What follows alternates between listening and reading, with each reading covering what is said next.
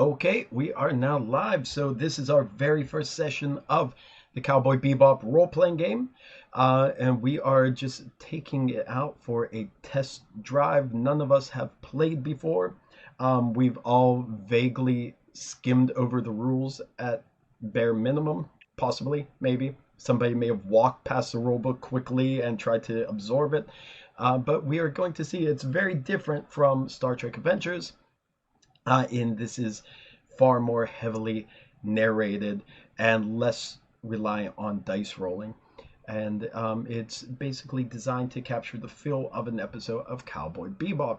If you are familiar with the sessions or the episodes on this channel, you will recognize a couple of the players here. But we do have a new player down at the bottom in the green there. We have Kai. So Kai is another version of David. So David, welcome to the game. Welcome to the channel and welcome to Cowboy Bebop. Thanks for having me. I'm very stoked to be here. Yeah, this is going to be exciting in some way, one way or another. It's going to be exciting. I'm also, as you can tell by my beautiful singing voice, I am suffering from some kind of a throat infection or something, but that is not going to stop me since I already screwed up the scheduling of this game and delayed us by 3 months. So we are now back, ready to go. This is Cowboy Bebop Ragtime Gal. The ship you see in the middle there, that is their mothership, the Ragtime Gal. It is a cargo ship, space cargo, floating around right now, currently in orbit of Mars, where our crew of ragtag bounty hunters are just kind of drifting around, waiting for the next chance to make some money and put some food in their bellies. So before we jump into the details of the episode, we will go full Cowboy Bebop style, jump right into the session, right into the social interactions there. No backgrounds explained on who these characters are. You'll just figure out the type of people they are as the game goes along. So if anyone has a scene they would like to do, now's the time. I go on then. So the camera opens up on a relatively dimly lit room. There's a large table against a wall. Bell is stood in front of that table. On the wall in front of him is a bunch of tools and wires and knickknacks and bits and bobs everywhere. And on the table in front of him is a bunch of different components, a very long tube, and to his left, a nice dark metal box with the lid open and a gentle neon green light coming out of it, which every now and then Bell looks at, smiles, and gets back to work. And he's waiting for someone to come, he thinks. Without knocking, the door flings open.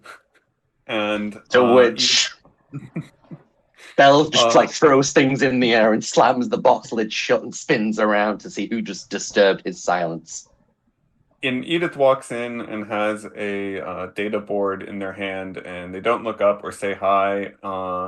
They just keep flicking through the data board, and as they walk in, Bell, what did you do last time you fixed the Marlin? When I'm shifting from 4th to 5th, I'm losing like 0.76% power than what I'm supposed to be getting. Well, I noticed you needed to improve your what was the wet thing? You had an electric thing on there, didn't you? Yeah. What was your weapon again? What was go on? Tell me the weapon again. I need to learn. It's not a weapon, it's like a anti-electronic suite.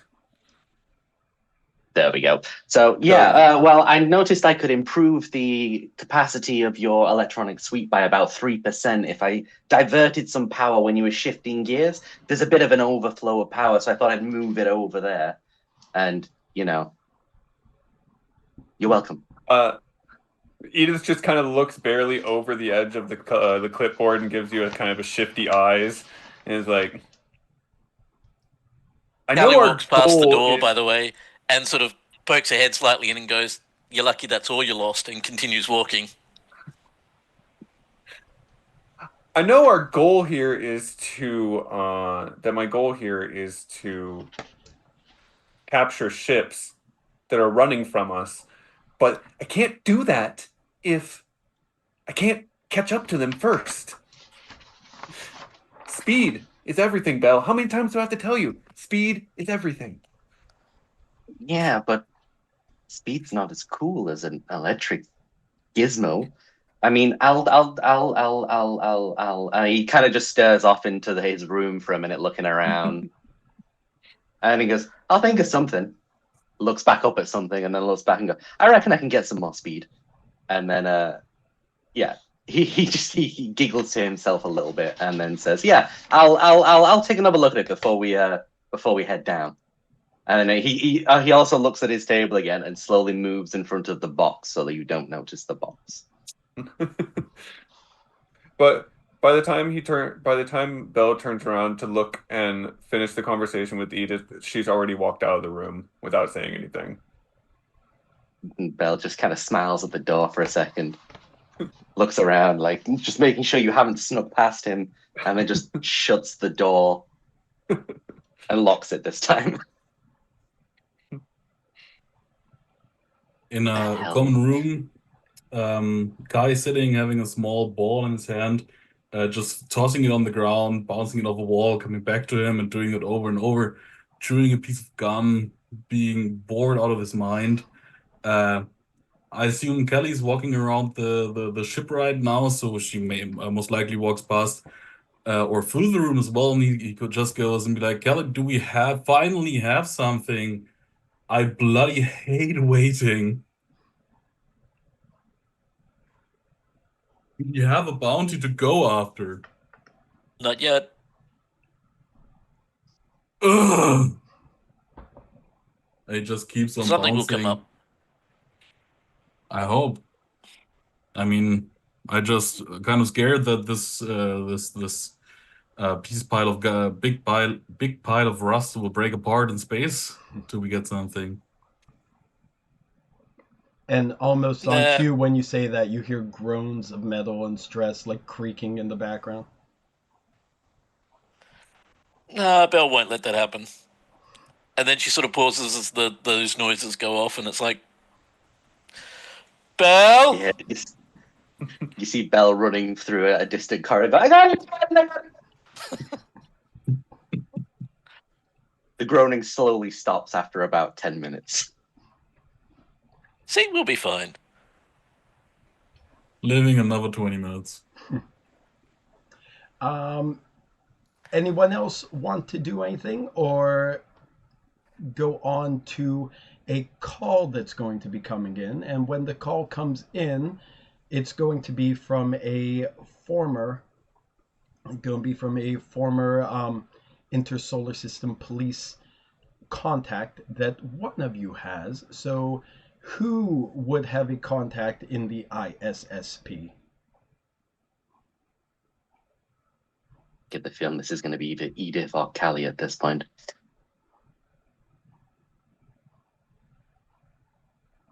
Given our background, I don't think it's going to be one of us.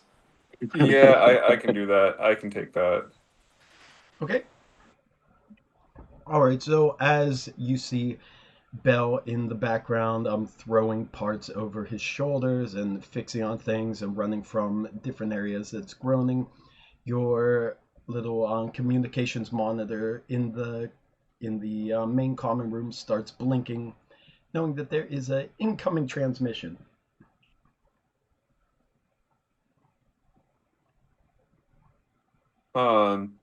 Yeah, as I'm walking back to the hangar for my ship, I notice it and go and take the call. Screen turns on, and you see an older gentleman. You recognize him immediately as a contact you've had for a little while now. He's given you a couple of good tips to catch bounties in the past. He was a former police officer, as I stated, but it's kind of hazy whether he retired or he was forcibly retired, if you catch the drift. Usually, he does have some tips to share with you to get you a bounty, but he always has something else on his mind too that benefits him from if you catch the bounty or get yourself involved.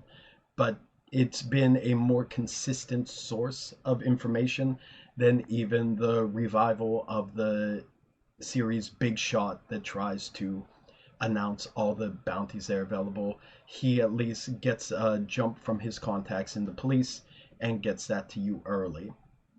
And so you figure that must be why he's calling now, as he's squinting through the screen because the camera monitor on your end isn't that good. Like, Edith, is that you? Or is it that cowgirl that's with you? It's me. Ah, Edith. Good, good, good. You still round Mars? Where else would we be? That's true. I got a tip for you, and it's something you might want to act on quickly if you don't mind. Hey, maybe this will take off another 1,000th of the debt you owe me. Debt I owe you. Come on now. By this point, if you were in maybe a little bit of a more respectable ship, you wouldn't be losing all the money I've been earning you on trying to keep that thing flying. Yeah, well, maybe if you'd been a little more respectable of a police officer, I wouldn't be a bounty hunter right now. Hey, now's not the time for that. You want this, or do you want? What's going on? Yeah. Let's hear it. Anyhow, since you're there around Mars, there's the SDW Corporation. Apparently, they had a couple of their employees steal a bit of their tech, or I don't know, some of their secrets. I'm not sure what they stole, but they're in the mood to get it back. But the interesting thing is, moments after they put the bounty up, they retracted it. So not too many people got the information before they pulled it back. So I decided to contact my friends still in the ISSP. Bounty is still active. They're just hiding it. I think they're trying to recover it on their own, which means there might be some good tech information or something extra you could sell on the side. Well, you know how much I hate them big corp. You and me both. So, what say you take a look and try see if you could find these three little girls? 3 little girls. Yeah, three sisters. They're these I don't know many about them. They're Vargas sisters. That's what they said. Oddly enough, they're hiding out on a nearby satellite that's in orbit of Mars. It's underground wrestling promotion of all things. I hope you're not sending us after actual children. No, no, no, no, no. These were employees. These were employees there, but some they're I saw a picture of them on the desk. They're just some nobody, scrawny little street urchins they ripped off the streets and have working in a factory. But apparently they must have some kind of brains or skill if they're stealing some technology from a big corporation like that. Because you know how I feel about having children on the ship. No, no, no children, no children. These are I don't know. They're women. Well, I don't know what you would call anyone. They're younger than me, so you're all children as far as I'm concerned. But whatever.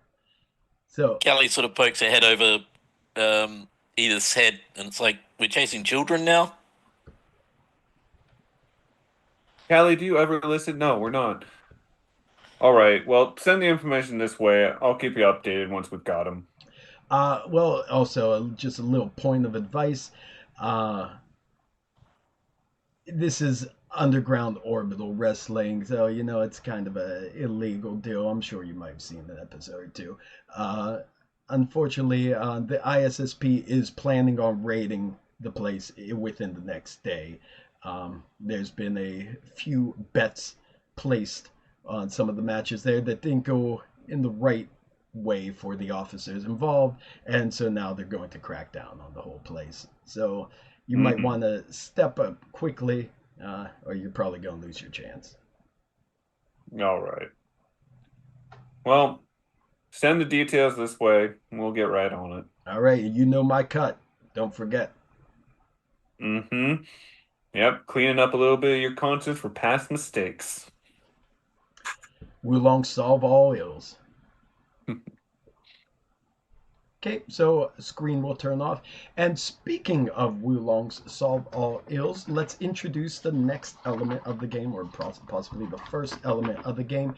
You are all going to start with rhythm that you can spend for certain things. They could also be used for hits or to trigger some of the abilities, the riffs in the game.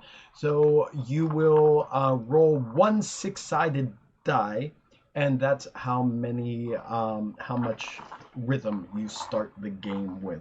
So if you all have a die there, or you want to roll on roll 20, you can roll the dice and we can see. Okay, so how much is everyone getting here? Kai rolled a 2. Bell rolled a 6. Ooh. I'm not cursed in this game scenario. So We'll just see once you try kicking someone. Shut up. okay. Fine.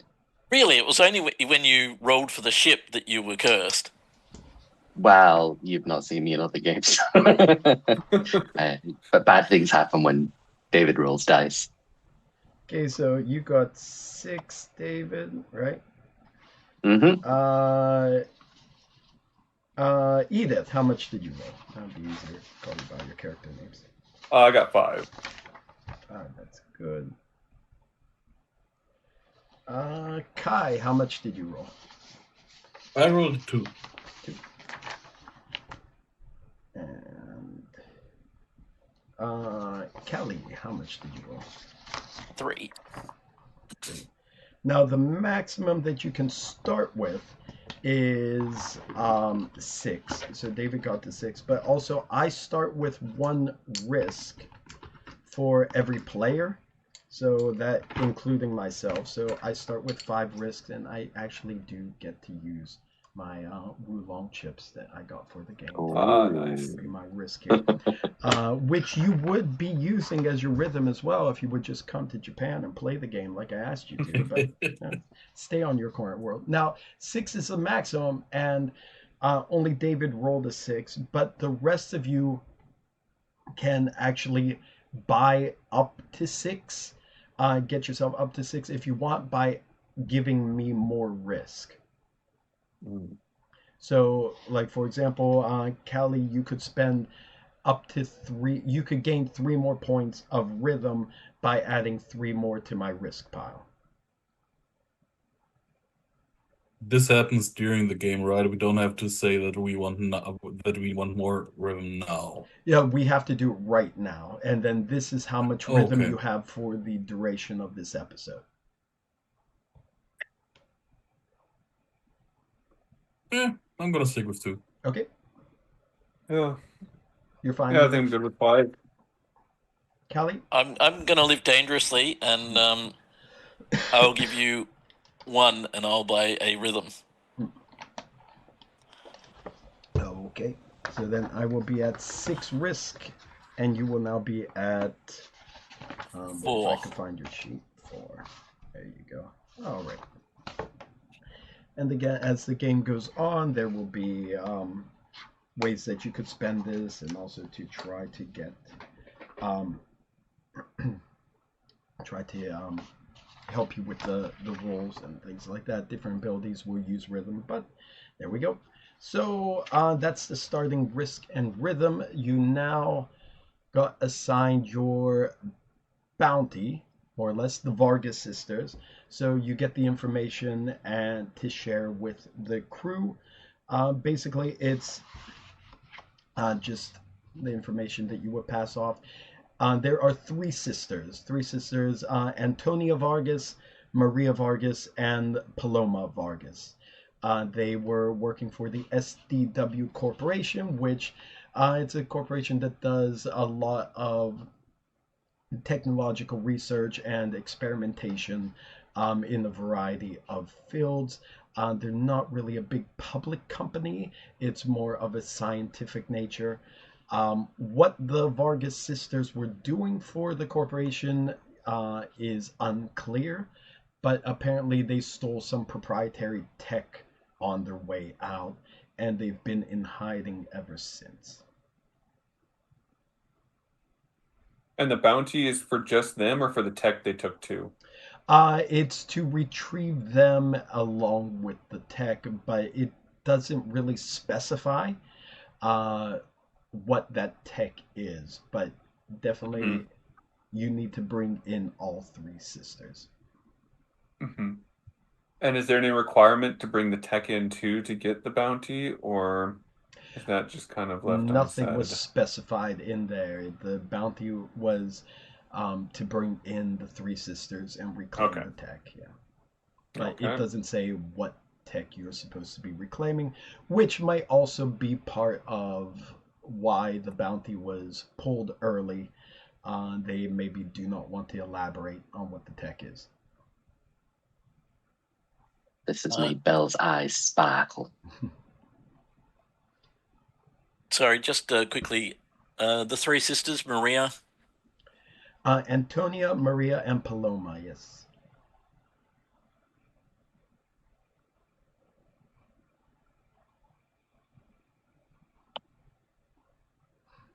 Okay, so then also the information, they are hiding out as part of the underground orbital wrestling. It's a satellite in orbit of Mars. This particular one is called the and I just looked at the Moon Salt Miracle. That's the name of the satellite.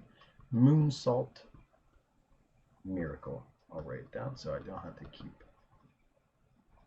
can there. Run by a former underground wrestler himself. He goes by name of Miracle Jones. She's got a magic mic feel, and I'm very concerned. And the one thing that is kind of known about orbital underground wrestling, just something you would know, especially as bounty hunters, or at least people in the bounty hunting trade, is it's highly illegal, of course.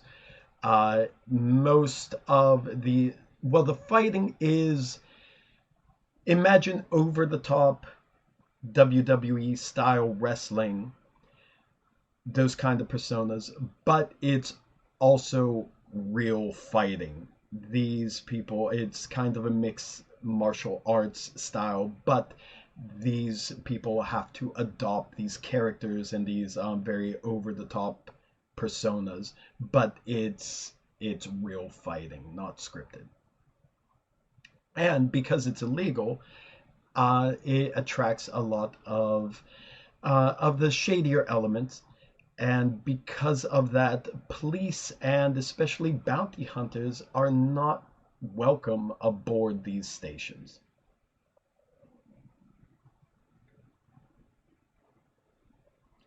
So with that in mind, before you plan or start doing anything, let us switch over to the next screen, which is our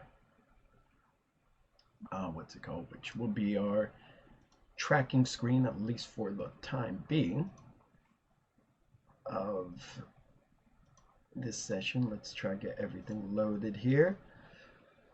So the objective clocks for the first of 3 tabs for this game are set. So this is tab number 1. This time it's unusual. This session starts you with 2 objectives. You have to complete the first one to be able to complete the second one. But then there's currently 1 single threat clock active right now. You have to complete both objective clocks for this tab to be successful, and if you don't do it before the threat clock is completed, then you will fail the tab. So the two objectives that are provided for you at this point is to get aboard the underground wrestling venue, and then once you're aboard, you have to uncover the identities and locate the three bounties, the Vargas sisters. So to confirm, we don't know what they look like.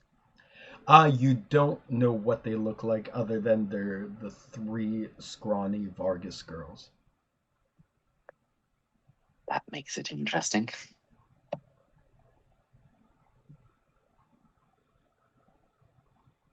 How many scrawny people could there possibly be on a satellite? I mean, With a whole bunch of people, illegal, shady people watching wrestling matches. How many could there be? And the threat clock is that there is, of course, SDW is sending their own retrieval squad to get the stuff back. So if they manage to get aboard and get one of the sisters, you will fail the first tab. Okay. By one of the sisters, do you mean a specific sister or any sister? That's to be determined. Okay.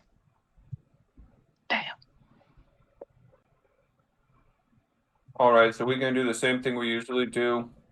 Kai and Callie, you guys flush them out. Once they get in their ship, I trap them, and they swing in with everything and pull them onto the cargo ship. Well, to be honest, I was thinking about maybe we could take a different approach this time. Orbital Underground Wrestling. I'm longing to see how Bell is gonna end up in the ring. How he will fight for himself and our cause. Bell's eyes just widen like he's suddenly on drugs. Like, I'm good. I got something else I want to try, so I'll join you on the satellite, but I don't wrestle. And With that there's attitude. a big box next to me. they're not going to willingly let us on board. So We can just be here to bet, no? We're not that famous as bounty hunters. Just nodding and pointing at you to like. And I guess I do actually look shitty enough for them to think that I might be one of the lower level entry guys who want to go get into wrestling. If our betting approach fails, I could just see if I can go and get my I'd face like to beaten see in. Kai wrestle. Yeah, I agree. I think that would be fun. well, I'm wondering if there's alternate ways on the satellite, and with your expert hands there, Bell, get us through any locks that we may come across. I can probably get us through doors, but I don't know where an entrance would be. Beyond the front door, but we can give it a try. It's metal gloves on my hands, by the way. I should wear gloves. I don't have any. Do we know anything about the satellite itself? For the satellite, I say as you approach, you start getting information, maybe looking up contacts, looking on the intranet, I believe they call it in there, whatever they use, whatever Ed uses in the series, I forget the name of it, researching that as expected. Yeah, it's meant to be for private bettors that have no connections to law enforcement and bounty hunters. Now, of course, as bounty hunters, you do have to register yourself, whatever ID you're using, in order to collect bounties. So it's possible that because you have turned in bounties on Mars, their facial recognition systems on the entranceways will scan you and connect you to people who have turned in bounties before. As well as so I have that, a it's question. going to be heavily guarded. So I have a question. Yes. Typically, I'm not specifically asking about this one because we haven't been inside, but typically with these sort of things, you said there are scanners at the front that would, with the facial recognition. If you get past that, would there be more scanners throughout that would scan? Or once you're in the front door, would you typically be safe? You can't say for certain, but usually something like this would be to stop people from getting in. There most likely would not be too much on the inside because they don't want to have video records of the illegal things happening. Awesome. If while I would love nothing more than for our usual approach of us flushing them out and then just catching them in space in zip crafts, I would love that. What I think the station is too big. I think there would be too many ships, and us not knowing which zip crafts to capture that has any of the three sisters on it. I think we have to go in. I think we're going to need some disguises, though. I can make fake IDs, but we're going to have to change our faces a little bit. Dibs on a mustache. Oh, I hope you have a fake mustache there, Yukimura. Do the satellites typically have multiple, like, I don't like, do they have like a service entrance or, you'd have where you would normally go in and out, where everyone normally goes in and out. Do they have a back door, basically? There would likely be other means of entry around there, as the majority of these satellites and these have been repurposed from earlier uses before. Basically, different companies and private people took them over. So this would be my idea, is we try and find an unused entrance other than the main entrance. Bell gets us in. Kai and I go looking.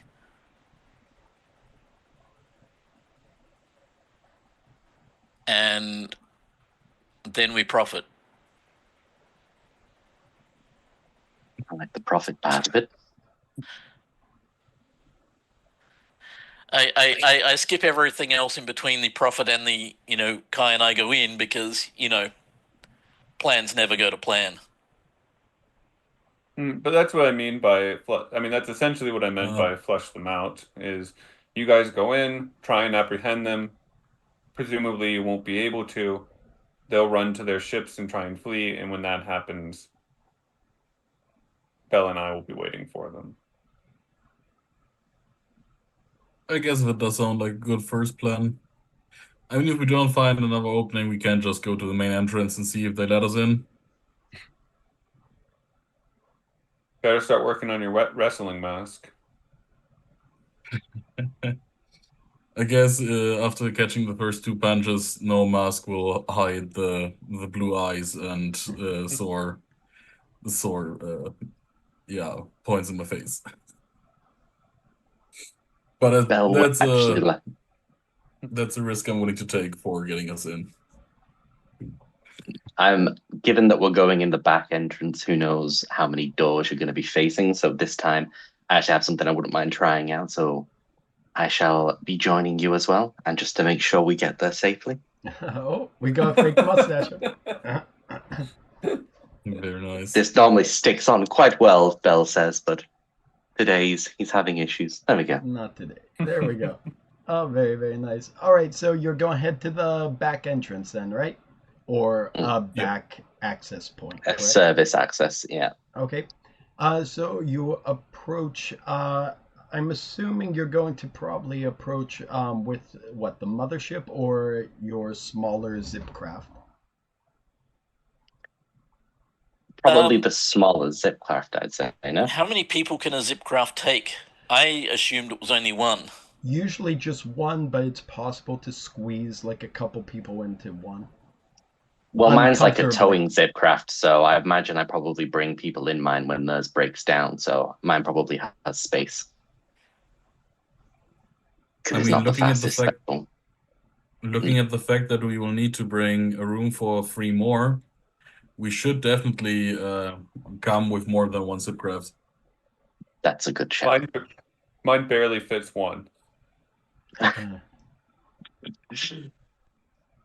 Yeah, then I'd say we'd all have to take our zipcraft and get in together.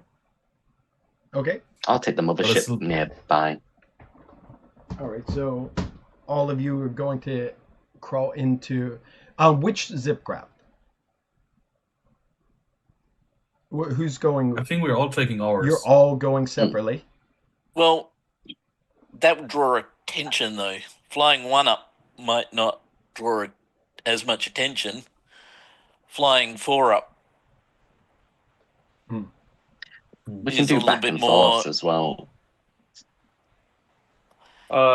Perhaps if Belle ferries Callie and Kai in and then drops them at the hatch and then comes back, and I will just be staying in my zipcraft. That's good. I'll stay at the entrance, yeah. We can do that. I'll ferry them over, stay at the doors, and then we can get a quick getaway as well. Okay. Don't worry. Hang on a second. Did anything move when you turned off your camera? OBS wise? Nope, we are still good. We're still good. Okay, so sorry about that. I had to take a quick break there. Okay, so who is going on which ship again? Let's make sure I don't have that messed up. I'll be waiting believe- around in my ship. So Edith. Well, just there's I guess this illegal satellite is in the orbit of Mars. Yes. Okay. And then I'll be ferrying Callie and Kai over, and then once they get in, I'll be probably waiting around the entrance near the ship. In Abba, Safely. Abba with Kelly and Kai. Excuse me. Good gravy, man. Okay. All right. So that's your plan. Going to head out on in your 2 zip crafts. So I imagine that the Ragtime Gal keeps your zip craft in like the various storage containers that are on it. So that pops open and your ships come out.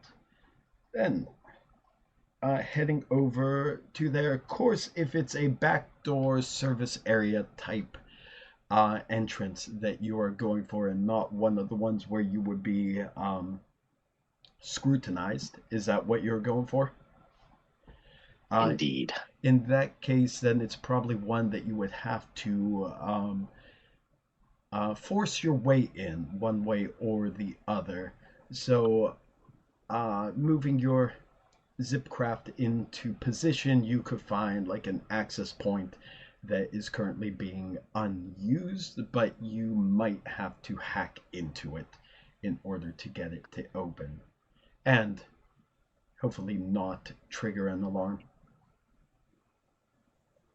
That's what Belle's for. So I imagine that is your specialty, right, Belle? I'm going to. Yep.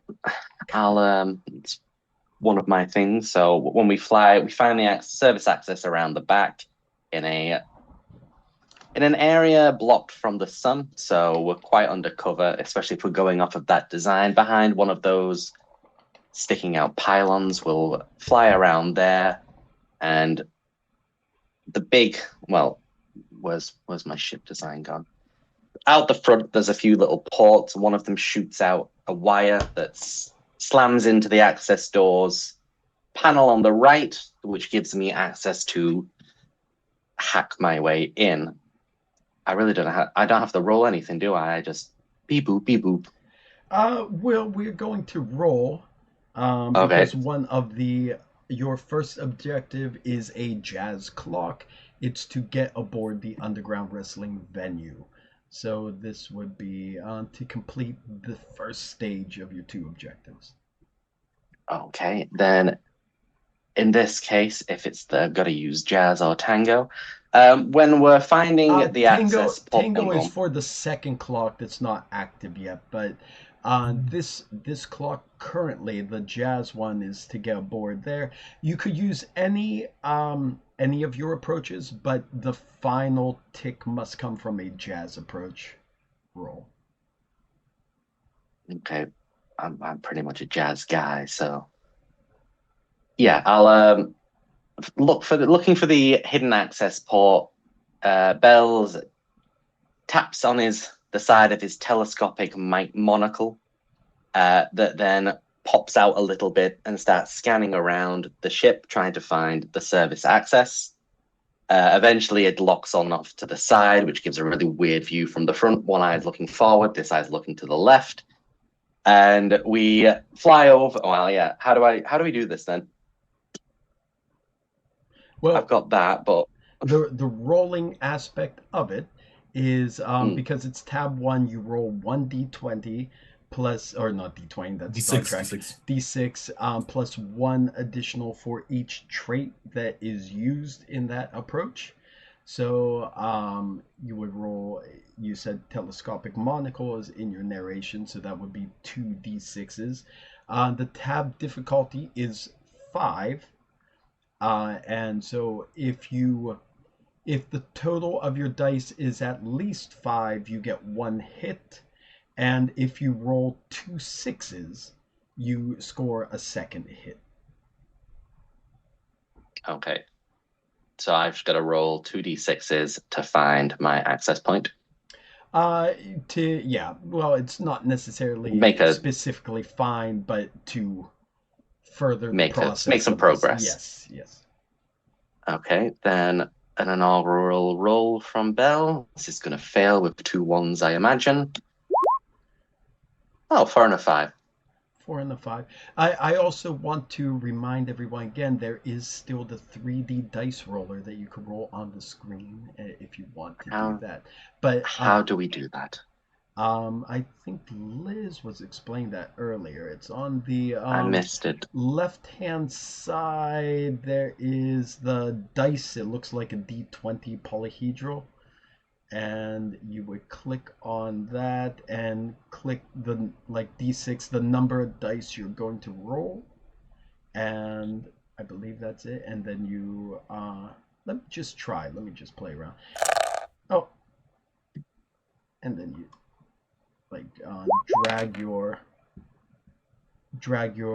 click your mouse, drag it, and then release the button to do the roll.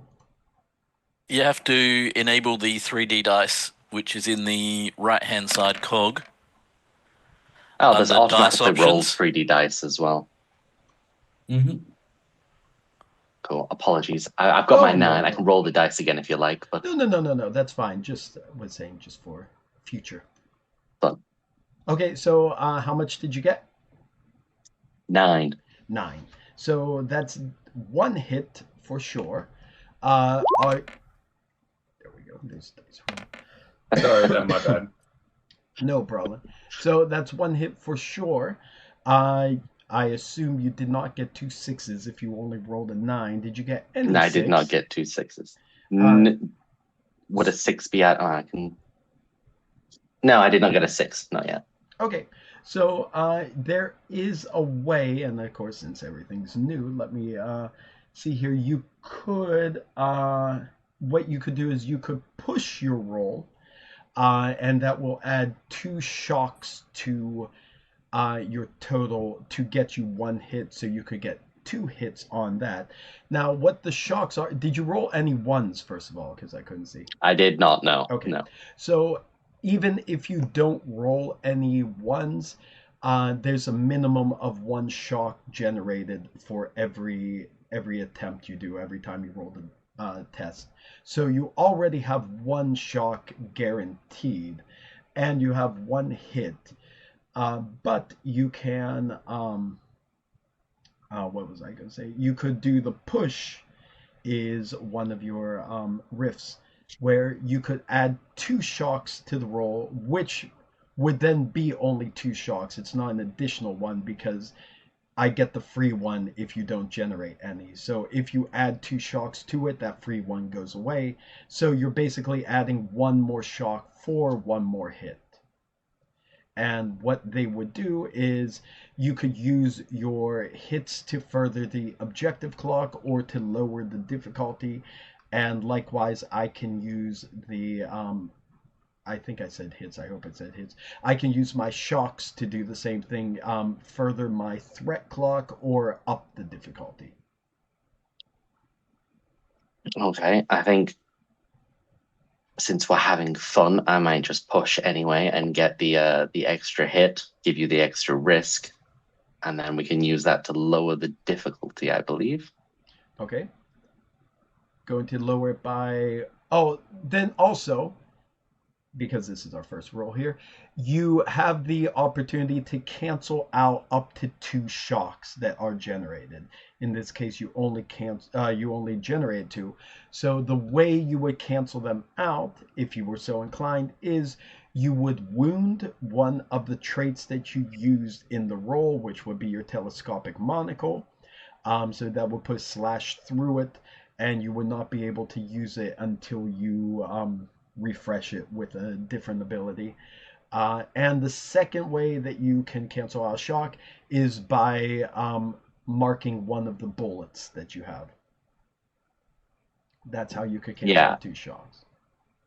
Actually, seeing as it's only 5 difficulty, that's pretty low risk. I'm going to use both hits to tick the clock twice. Okay. So we're halfway there. Just like Bon Jovi, right? Let's see. All right, that should be more. Oh, cool. Hmm. Okay, and as for the shocks, are you keeping them?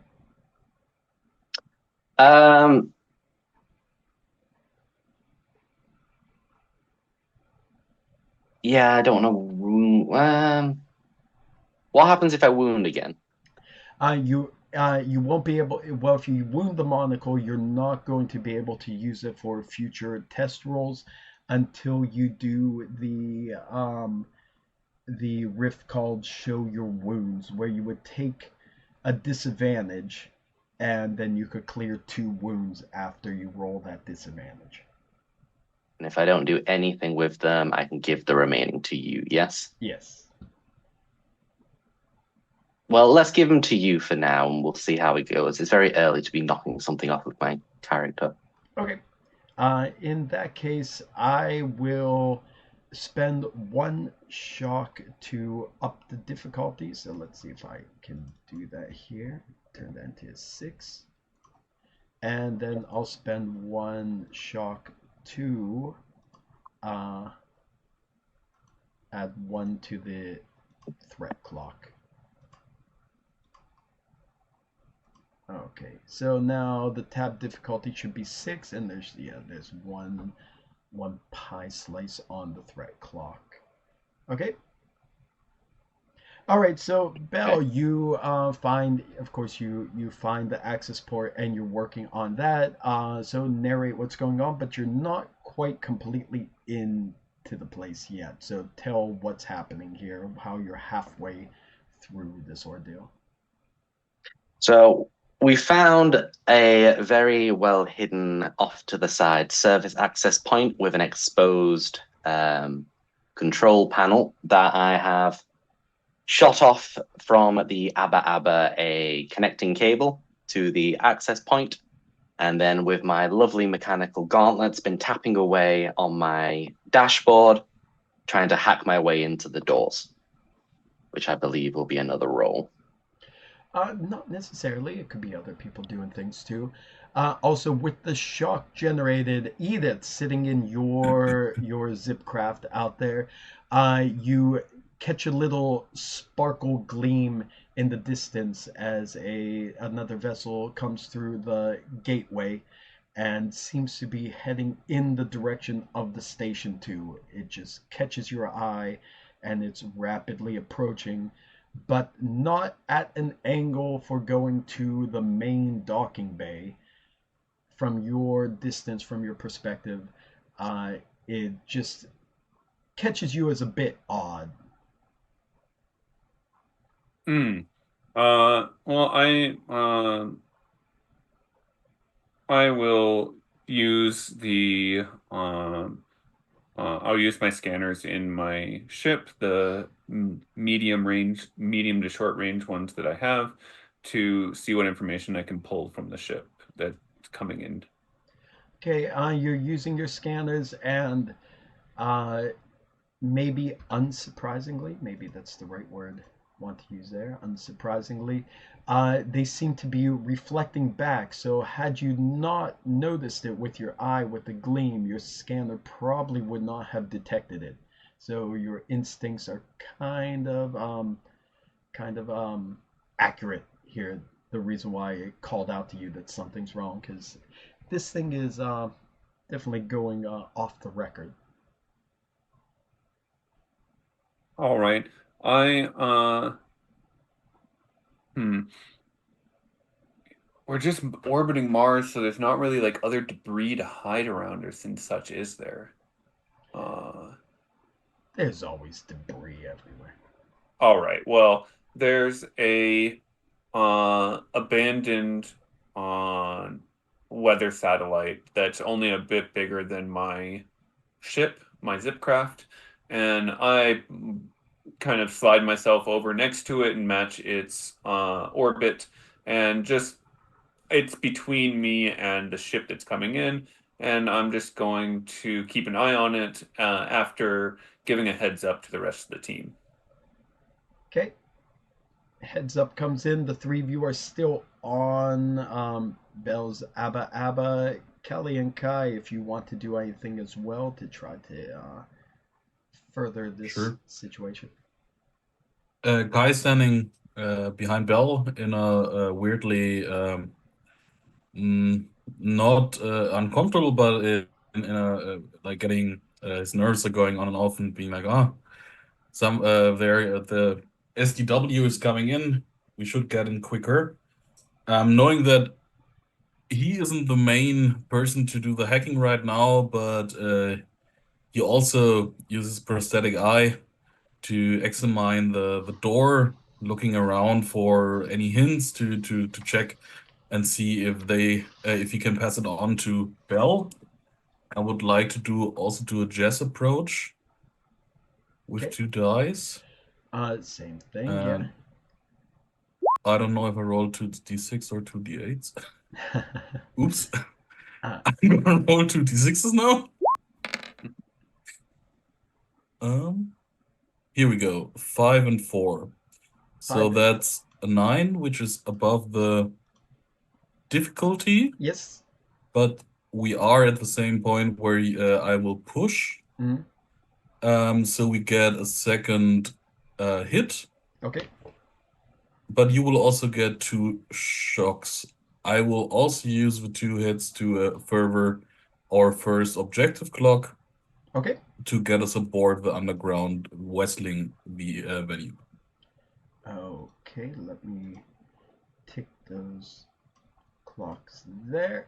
There we go. So I guess Kai's spotting minor things that Bell most likely also had seen already, and just together the door opens and we can get in a position where we can board the ship, the station.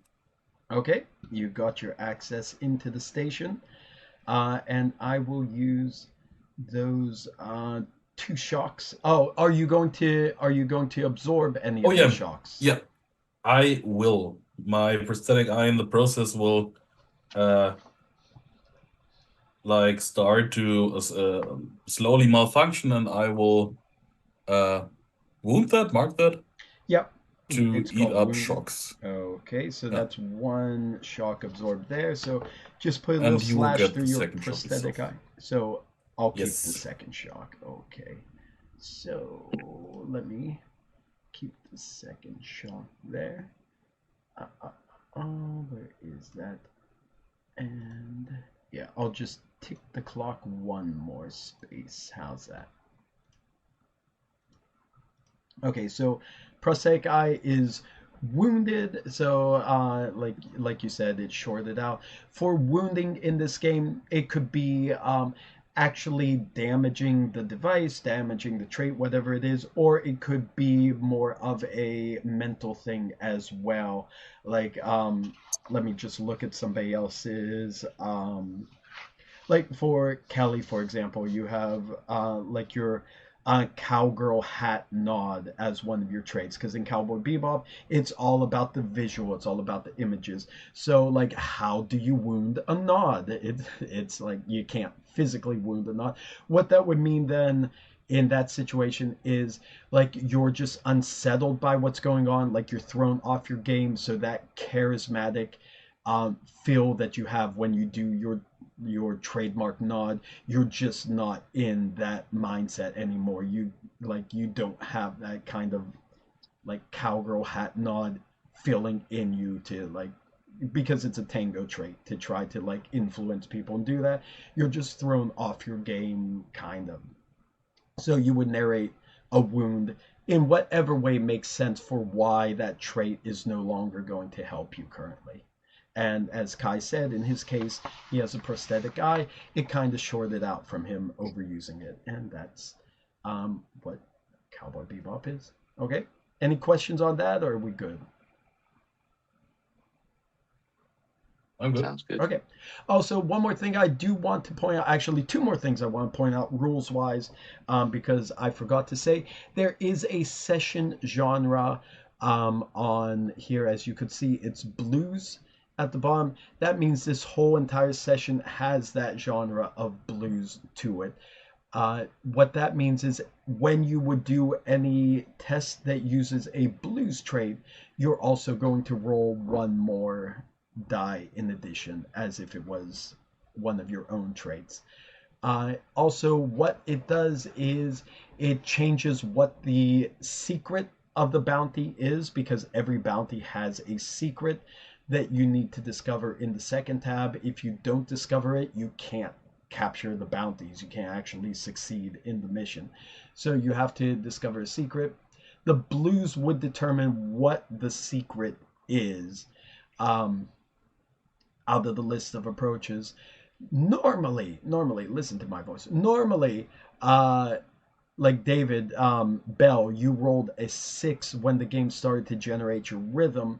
Normally, if it was a regular session, any player that rolls a 6 can choose the genre that they want to set the episode in, and that would then determine what the bounty secret is. But for the purposes of this game, since I'm using a pre-run scenario, this scenario only comes with the blues approach. So Damn it. took that out of the way. So I apologize for that, but this one is inherently built as blues. Okay? I don't have blues though, and I got the 6. It's not fair. I know, and I knew you would probably be the one that rolled it, but that's okay. All right, so just getting that out of the way because I forgot to mention that. So Kai, utilizing his eye along with Bell, has granted you all access into the station. But now comes the tricky part. Now that the three of you are in, you need to find out where the Vargas sisters are. Yeah. And either you're still watching from afar, you see this ship approach.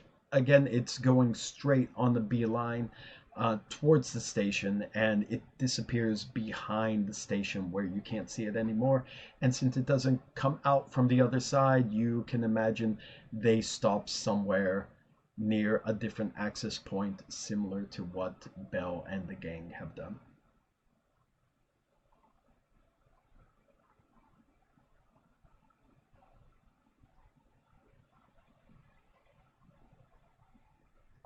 Okay, I guess that once we're inside, we're in a the venue is most likely pretty big, right? Yes. The wrestling going on. I assume there's a lot of noise, a lot of people cheering and screaming around.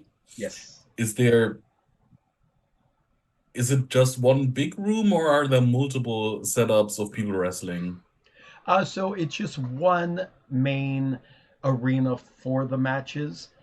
You'll have the typical audience seating around it, but then it's just layered balconies of different private rooms, bars, stores, and areas. Kind of picture it, I guess, if you've seen the kind of like the Senate from Star Wars Episode 1.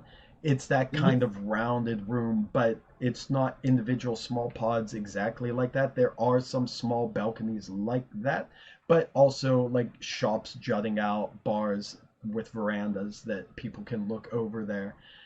So it is quite massive, but it's just the one wrestling ring.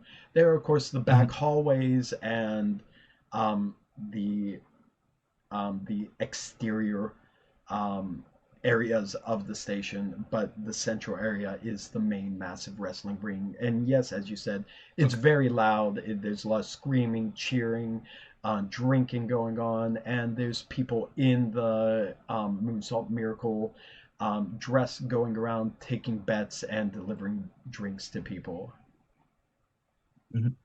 Kai's gonna turn to Belle and Kelly and just gonna be like, man, at this point, I wish we were looking for children. I think they would be pretty easy to spot out in this place. You're not wrong there. 3 women amongst all of these people is going to be a hard find.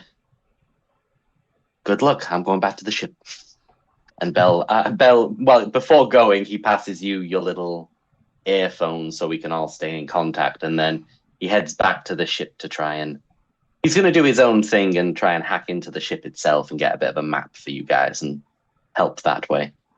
But Bell's staying safe, Callie. Don't worry. Cameras. See if you can get into cameras. I'll have a look-see. So I'll go back and try and hack into the cameras and the maps and the ship in general. So I'll be a assisting support role for this. Okay, what's everyone else want to be doing? What do I see? What's an update on that on our company that I've been keeping an eye on? Again, like I said, they go around the far side of the station, so you lose sight from them from your position. I do, okay. So then I'm going to... So they're going around to the front entrance then? No, they're just going behind from where your view is, but they're definitely not heading towards a main entry point. Okay, well, I'm going to do what I can to roll around then and try and get them back into my line of sight. Okay. So you just start drifting your vessel around as best as you can, just trying to play it cool.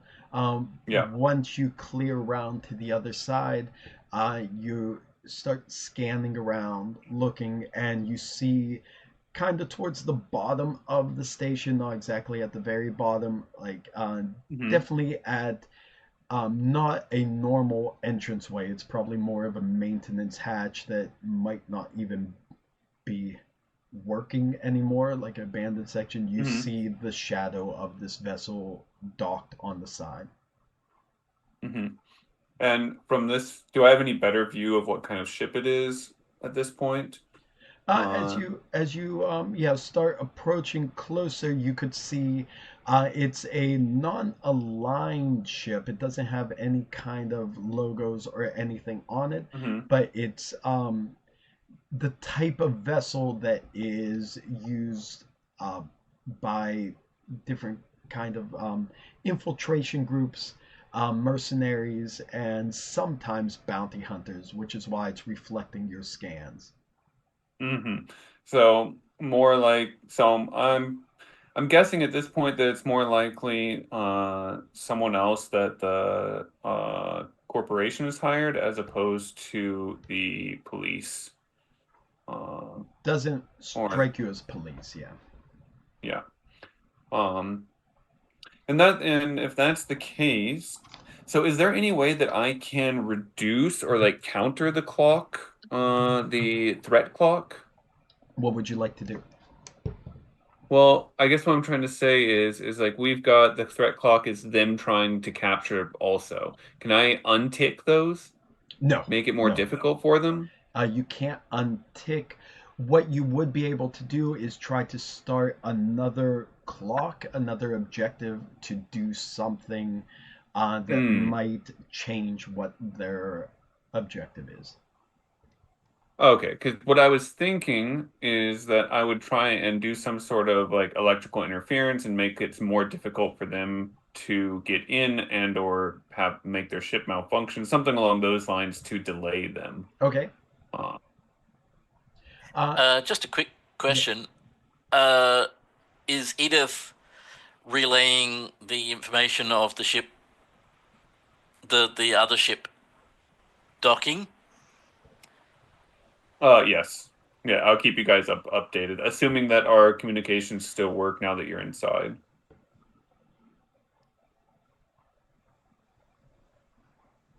I'd say so. Speaking as the engineer, they still work.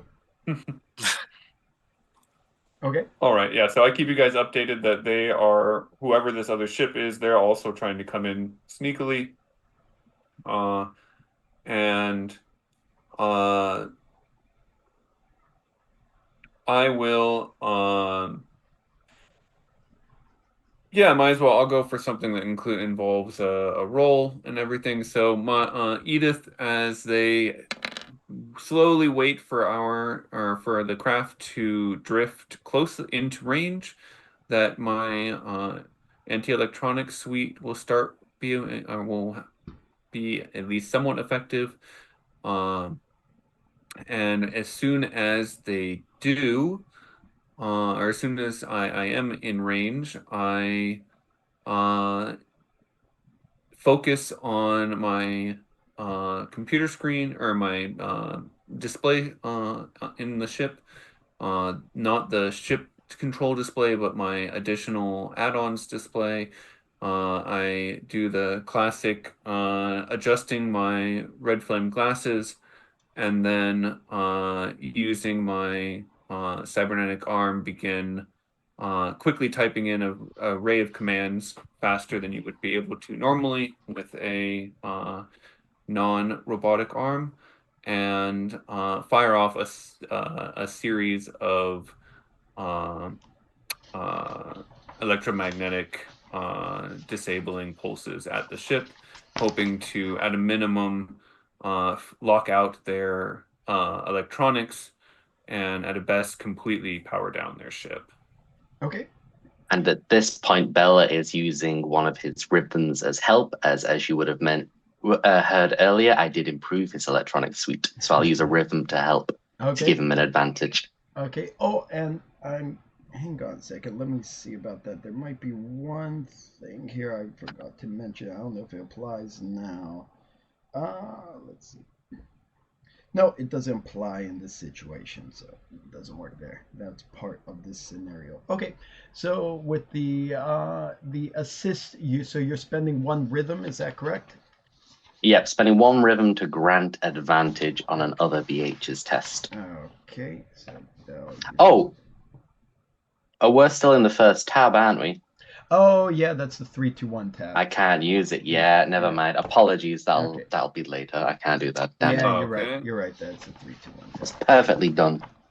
Perfectly Right, set up. So Edith, that would be 4 dice, correct? Because you're using your you're using you're using the anti-electronic suite, right?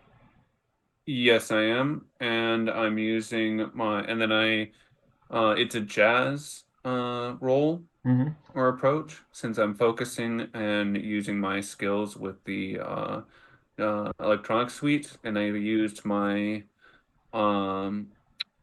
glasses for that jazz, and then my lone wolf trait lets me use a rock trait in addition. And that was my cybernetic arm. Okay, so that will be 4 dice, correct? Yes. Okay. And actually, I'm gonna slightly modify what I'm doing. Okay. So I am rather than just trying to shut off their machine, I'm actually just trying to hack into their machine, so that If I can get okay. in, I have 2 goals, one being shutting down their systems, and the second being taking any information they have about the bounties, since our current objective is uncovering the identities. Okay, that sounds good. So let's see here. That would be, well, we'll have to create a. Oh, I actually Oh. could see. Oh no. Oh. Oh no.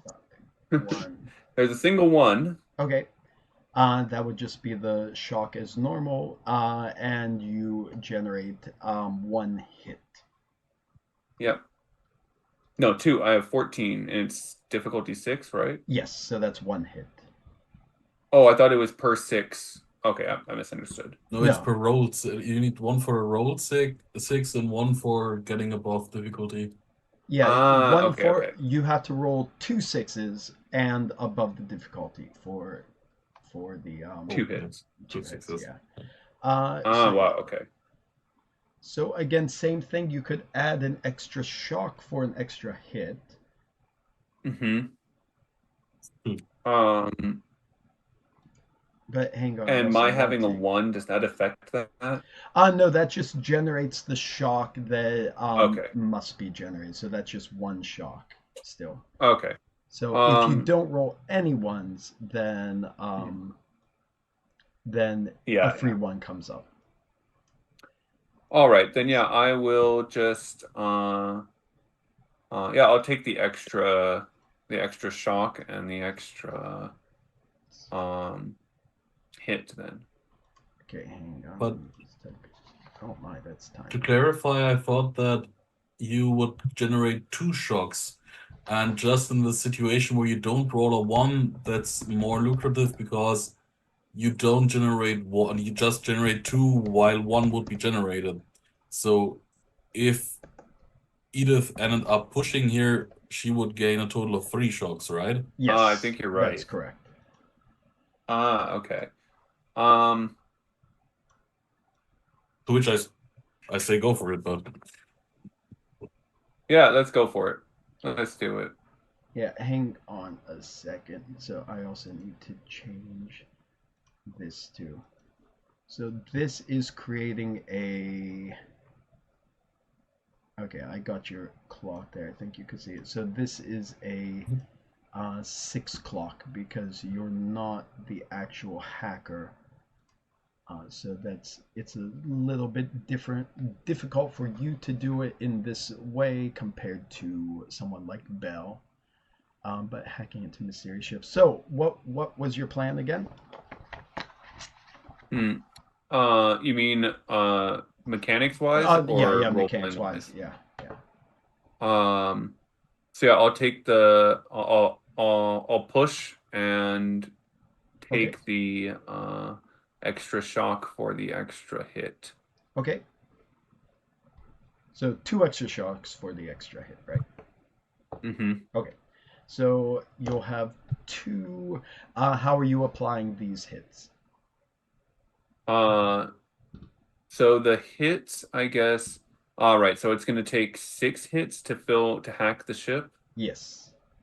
Okay. Well, I've got 2 hits. I'll put both hits into hacking the ship. Okay. And then I have 3 shocks to deal with, right? Yes. So I will take 1 bullet for 1 shock. Okay. And then I will wound my my arm. Okay. And then the last one, I guess, just that goes on the threat clock, right? If I don't do anything with it. Yeah, you can only cancel 2. Yeah. So yeah. That or increase the difficulty, but I think in this case would just increase the threat clock.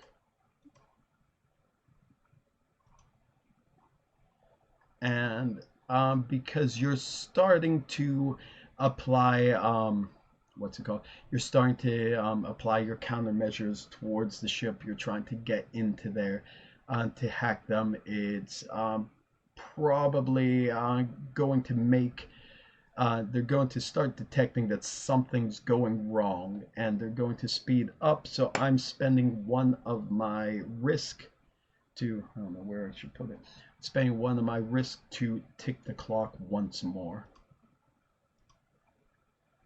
just to show them expediting their intent to get inside. Okay, who's next? What's going on now that you're all in the station? And Edith, you're still in the process of hacking them all.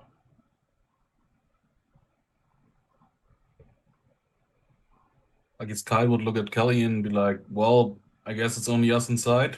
I think it's best we split up and search the area. I guess I will go towards the people accepting bets. Where do you want to go to? Well,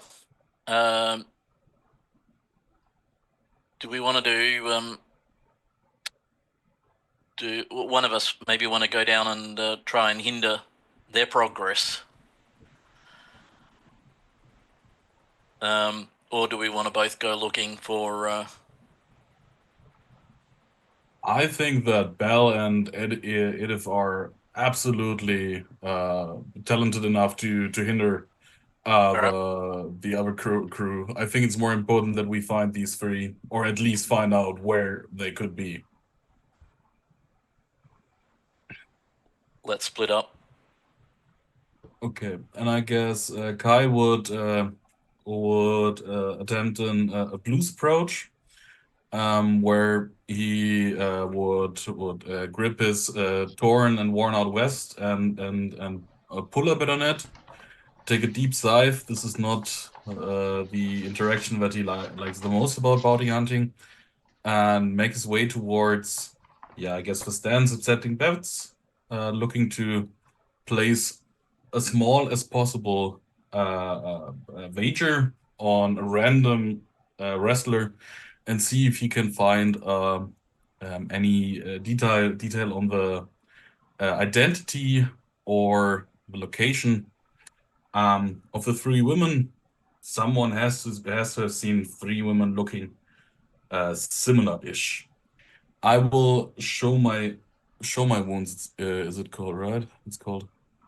Like, I will on the way try to slap my prosthetic eye a bit and take up the disadvantage in the roll. Okay. So if I understood you correct, blues approaches get an extra die. So blues approach will get an extra die. Yes. That's a total of 4 dice. So you're rolling. But I cut the highest one off, and you're rolling one more for the disadvantage, and then the highest gets cut. That's correct. Yes, and for my groove is against all odds, which makes it that any pair of dice I roll is an additional hit. So this roll could exceed the maximum of 2. Let's see if it does. It does not. Got a 6 though, and a 1. Yeah, but the 6 gets cut. 6 sadly. gets cut, yes. So but that it is one hit exceeds still. Yeah, it exceeds the 6, so we get 1 hit. Okay. Yeah, I will further our goal to uncover identities and locate the bounties. I assume that someone can identify whether they have seen 3 women looking the same or similar-ish in this venue or not. Okay. Let's tick these clocks real quick then. So you are getting that's 1 clock tick, just a few. And at the same time, I would eat up the. I will not push, but I will eat up the shock by wounding my torn vest. Okay. And remembering about hurtful things that led to my vest to be torn. That's good. And since you also show your wounds, you'll be able to clear off your wounds when now that the test is done, correct? Yeah, the prosthetic eye is functional again. Yeah, you got I guess. You slapped your eye back into position, right? Ooh. Eraser fell off my pencil. Yeah. All right. Okay. All right. So are you asking around or eavesdropping? I would be like my thought was to pretty much go directly towards someone accepting bets and be like, oh, so many diverse people here, and just as smooth as possible, trying to get them into. Have you seen three women looking similar, possibly sisters? Okay. So just keep going around, like placing tiny bets, walking, listening to the crowd, asking Mhm. things. What you get is there's nobody on the station has seen any groups of three women together, especially three scrawny women. They Mhm. laugh at you like, scrawny, don't you know what wrestling is? There's no scrawny girls here. And they're not saying that there's any groups together, but what you are gathering is um, guests who come and bet and do their thing. They all basically, there's no hotels here. So basically, Okay. everyone has to leave eventually once all the matches are done. The only people who stay are the wrestlers. And but you know Okay. that these girls have been staying here for or at least they've been known to be here as of um a few months ago, or at least for the past Mhm. couple months they must have been here, but nobody has recognized any one of your description. Okay. Yeah, I will. Is it, I will also forward that to you. That uh, usually this place clears out. It's weird that no one has seen them. do the wrestlers have a separate section that they hang out in? Yeah, they'll have the like the backstage area, the locker rooms, those kind of things. Um, is it a place where someone could, or say three people, could hang out for a length of time, or is it still visible from exterior, from the general public? It's not visible from the general public. You would have to go actually back behind the stage, Okay. or through one of the access corridors, of course. Now, in making rolls or anything like that, can you use two traits from two different, like jazz and tango? If you have like a groove that allows that to happen, then yes. Like either just she has her lone wolf ability, which allows her to apply um rock traits for blues and jazz. Otherwise, you pick a single approach. Um, and just again for reference for anyone who's still not sure, because everything's new, the approaches: rock, dance, blues, tango, and jazz. Rock is for when you're withstanding something overwhelming. It says dance is being the unstoppable force, so that's more or less like your combat one, especially hand to hand. Blues is understanding themselves, so you're basically inner reflection. Tango is getting other people to do your bidding. That's kind of your influence. And jazz is understanding the environment or analyzing the situation.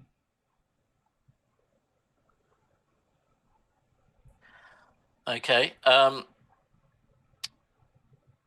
From where the wrestlers are, the backstage part, is there an entrance that people come and go from? There's like the access entrances that for like the staff to go through, but of course for the main wrestling venue, there's the like the curtains they come out of and the stage that they enter on. Yep. So both the corridors and of course that central stage area would lead to the locker room area. Now, for the staff area, is that controlled by people with passes, or how how do they monitor people going back and forth through that area? There's security posted there, and on stations like this, typically people working there are pretty well vetted, so nobody unfamiliar would be allowed to go through without proper credentials or somebody speaking for them.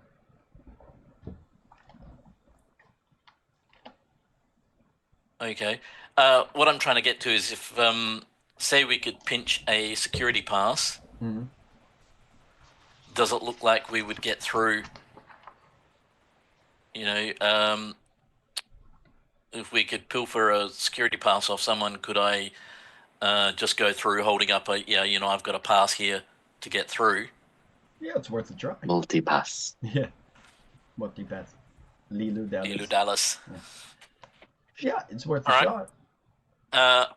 I'm going to try and eye one of the security people going in and out, and obviously when they're out of the backstage pit, I'm going to try and walk up to them and see if I can use my sleight of hand to take their pass. Okay. And now, just another quick question as well. This needs to be completed with a tango. Yes. Is that now? Because we've done the jazz one. This is now on the tango. Yes. Right. Cool. Okay, that's your question. All right. Yeah. Well, what we could do is you can roll for trying to what's it called? Trying to take the security thing Sleight of hand. and yeah, allow it to like, because this would help you uncover the identities. This is on the way to doing that, so we could have that apply to the objective clock.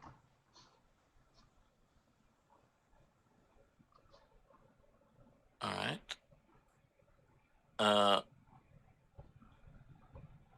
So what do I need to roll there? Sorry.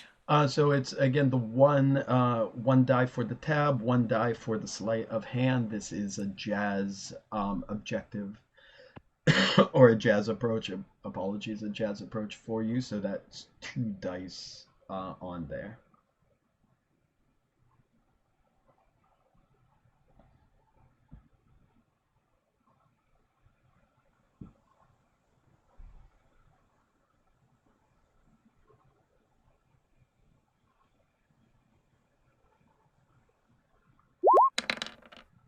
Oh no.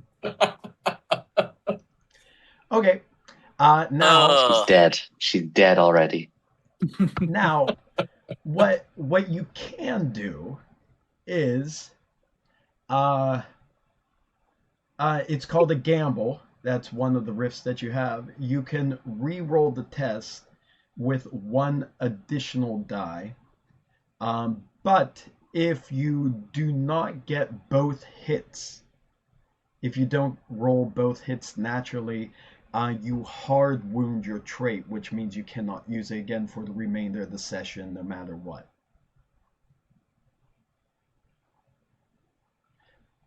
Or you could just stick with those 2 shocks right there.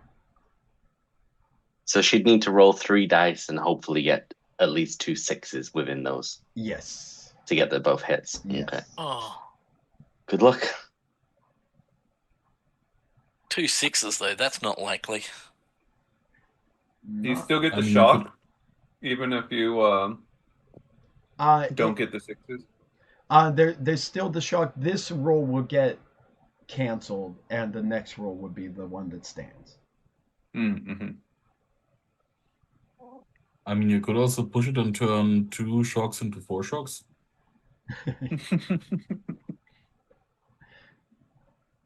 Wow. All right. What do people think? Take the It's gamble. up to you. Take Maybe the gamble, gamble. but you might lose your tango. Oh, your jazz, whatever you're doing. Jazz. I think you're gonna have to gamble. 2 1s is a very bad start. Yeah.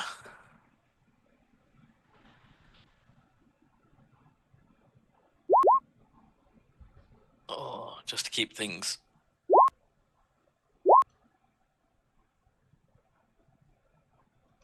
Did that roll? Oh, sorry, no. I was meant to roll 3. Let me roll just one more. Take them. So I That's got one 1 6. Okay, you got 4, 2, and 6, right? Yep. Okay, so you got 1 hit and always generate 1 shock, but you also hard wound your sleight of hand. So that's a double. That's just a cross on it. So you cannot get that back for the rest of the session.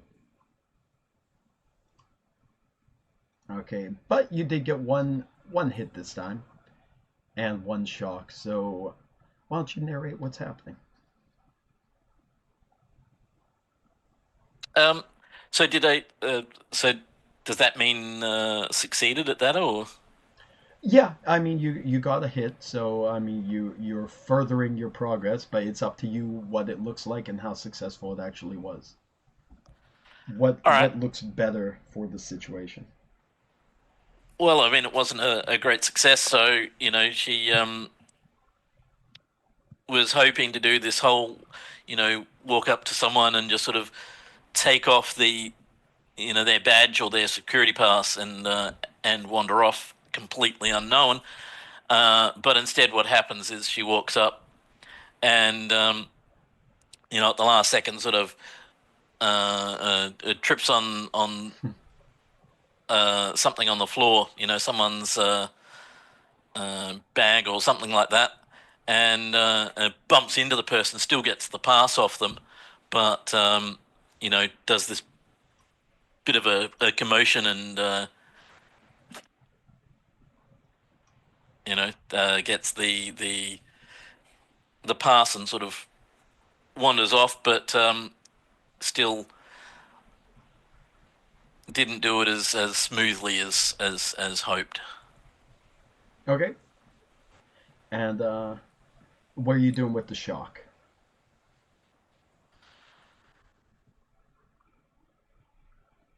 I'm gonna take a bullet. Okay.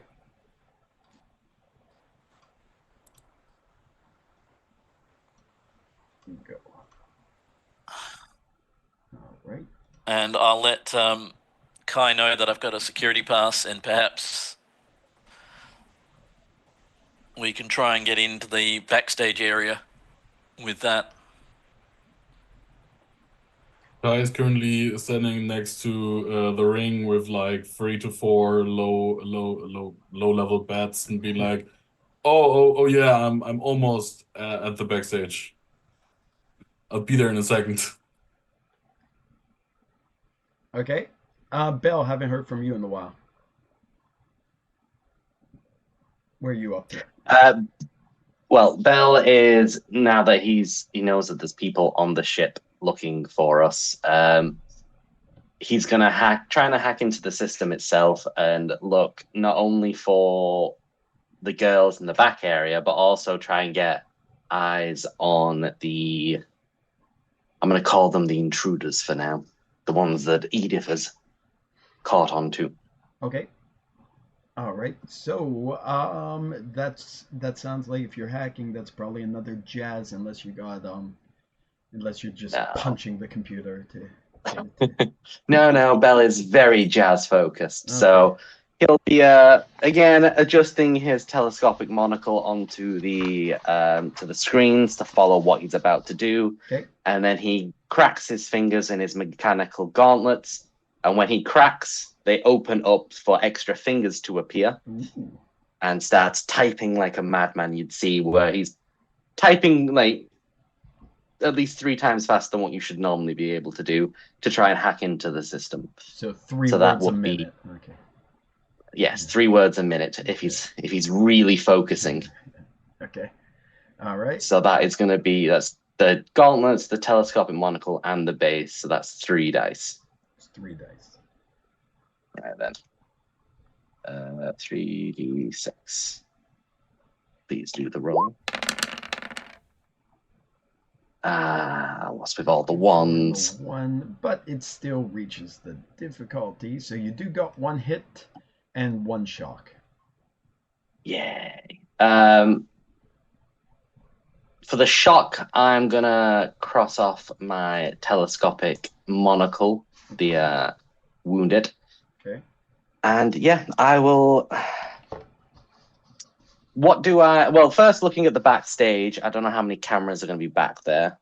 So I managed to break in, get into the security camera system. So on the big screen in front of me, lots of little mini screens appear within it of the different cameras in the area. So what can I see in the back end first for Callie and Kai? Okay. So you're going to tick the 4 o'clock, right? Oh, I'm gonna take the block. Yeah, sorry. Okay. Are you going to push to get another hit to try to tick into Edith's hacking clock too?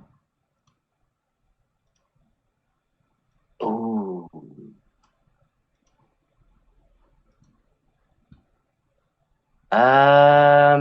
Go on then. Yeah, I'll push to get the extra, and I'll put one into Edith's, and then I've crossed up the telescopic, and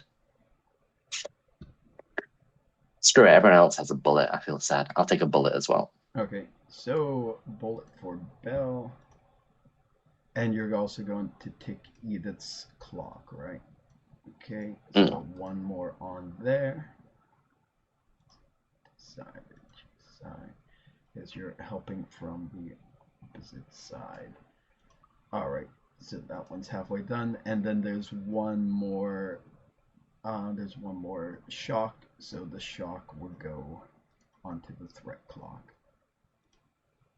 Makes sense. There we go. Okay, so looking through the cameras in. You said the backstage. Is that where you want to look? Yeah, so get a look ahead for Callie so I can direct her of what she's gonna see and expect. Okay, well, she's not in the backstage yet. She has to get through there, but of course there's going to be guards at the ready. But right now you're looking at the backstage, and you're just going through security. But there's no security deep inside the locker rooms, but in the corridors themselves, you could see wrestlers milling about, like some really big hulking brutes. There's female wrestlers and there's male wrestlers, and they're all intermixed. In fact, Kai, you see, as you're standing there at the ringside, you see that female wrestlers and male wrestlers do fight against each other, and it's still pretty brutal. Right now, you're looking at a match between Dr. Bulldozer versus Pope Joint Pull II, and it's quite an exciting bout going on. But yeah, which one's the woman? That's up for Kai to explain later. So yeah, you see that it's basically mixed no matter who's going on there. So there are women backstage, but they are all wrestlers as well. But you do see people in suits going around, including one guy who's very, very nicely dressed, who's walking around with an air of confidence and charisma, and he's chatting with all of the wrestlers he comes across, and it looks like he's directing them to do different things you can't hear because there's no audio. But you also hacked in or ticked. Looking at the other end as well. Yeah, so you see that there is like kind of a battle going on between Edith's ship and some unknown entity on the opposite side of a maintenance hatch, where they are both kind of scrambling against the same access point to both unlock and lock the door. Yeah. Speaking of which, Edith, what's going on with you right now?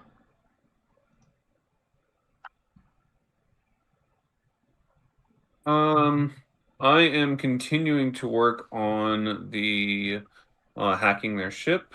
Okay.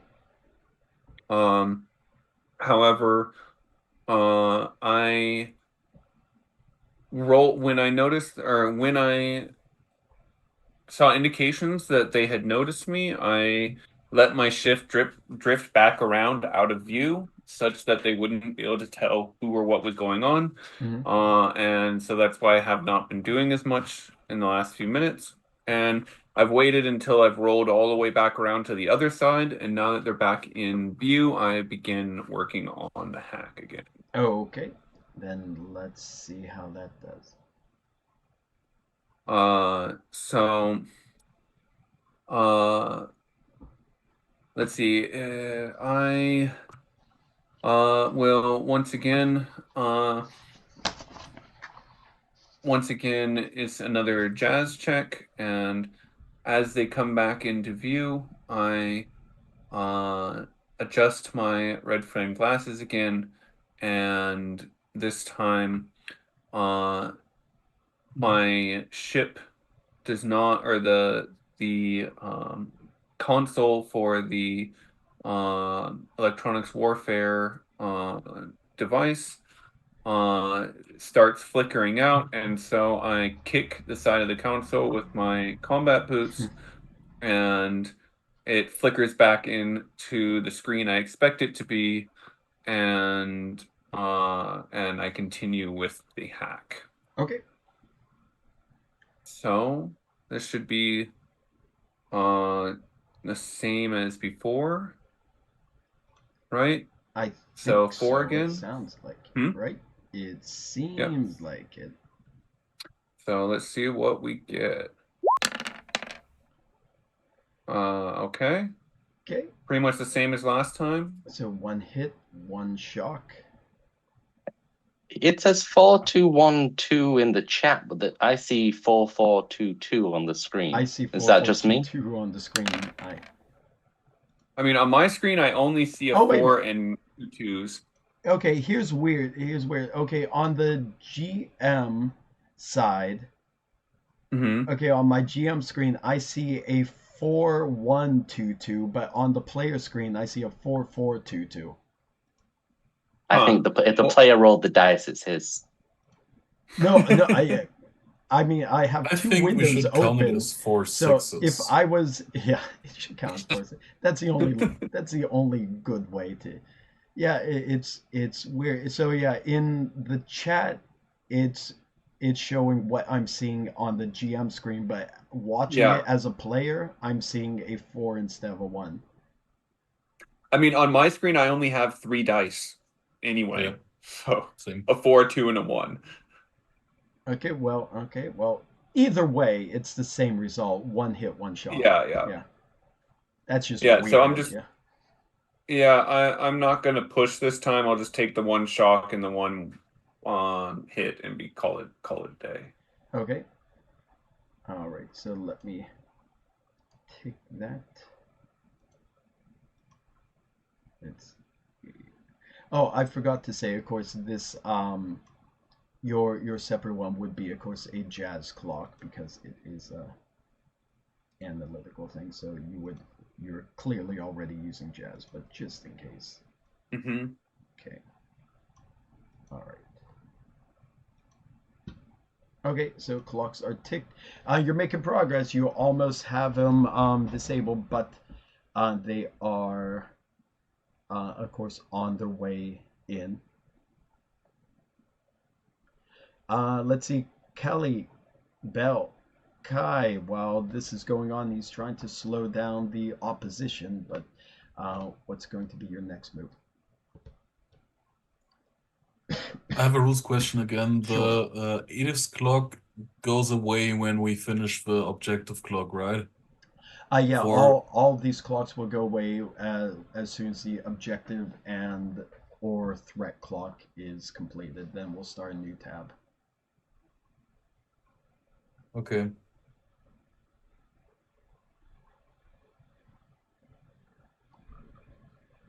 Guess this would be over to Callie breaking in. One of us. So I'm assuming Kai meets up with Callie by the near where the security. To be honest, I think I would go back a bit. I think that you didn't hear back from Kai. I think Kai is standing next to the as said, next to the wrestling area, next to the ring, and just is still kind of phased out by just gripping his vest for a moment, remaining in the room. Gameplay wise is mainly because I cannot contribute to Tango. Like I don't have a Tango roll. I would need a plain 6 to on a die to bring any benefit. Hmm. Right. But yeah, you could always push though. Push could always get you. Yeah, but what would happen if we do like finish an objective clock and a threat clock at the same time? The results both happen. Oh, that's not good. So in this case, in this particular instance, you would uncover the identities, or you would at least find where they are, at the same time that they would get captured, or one of them would get captured in this case. Mhm. I think if you let me come back down to like I wonder if I could assist the hacking from the other side. Like if there's a chance of me with Edith maybe coordinating where the ship is trying to dock in comparison to where we docked, to go to the other side of the of said door or maintenance shaft or whatever, and I would try to do a dance approach with like not trying to breach, but to jam with a small explosion the hatch that is closing the thing that they are currently trying to hack into or to open. Yeah, that's possible if you want to try run down there and do something like that. Yeah, of course. Okay, then I would forward that to Kelly. Kelly, I have the most trust in you to handle everything backstage. Don't let yourself be tossed into the ring by mistake. I'm gonna run down there, and that's 2d6. Yeah, 2d6. And yep, that's 3 and a 5. so that's one more. And at the same time, I will push it here You and wouldn't. also take. Yeah. Oh, you wouldn't necessarily want to push it in this situation since that's a jazz clock, so you wouldn't be able to close it. The hacking one. The hacking one's a Oh jazz yeah, clock. Yeah. no, the hacking one is a jazz club. Yes. Oh yeah, Yeah. that's I didn't realize. Oh shit, sorry. Yeah, then I'm just not gonna do that, and instead eat up a bullet to be the last one to eat a bullet, to Oh, not that get would be a nice. not get a shock, but to advance the hack uh, an additional time. As said, just trying to get without causing an alarm from the inside, getting that maintenance hatch to be a bit more stuck than it is to actually have, besides the technical part of having to hack into it, that they will have a harder time actually physically opening it. Okay. Okay. So there's now a physical barrier in the way, as well as them trying to hack the way in. Okay. So far so good. Callie, would you like to attempt your run backstage to see what happens? Yes and no, given my last roll. Or yes All and right. yes, considering your last roll. Well, I would say I can't get much worse than 2 1s, but True. I mean, that sounds like a challenge. That does sound like a challenge.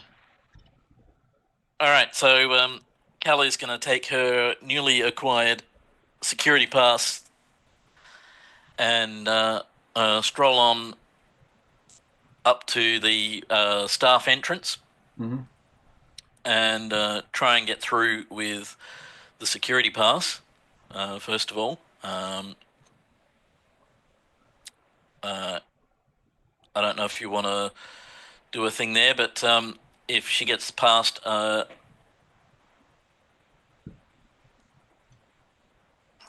going to do that.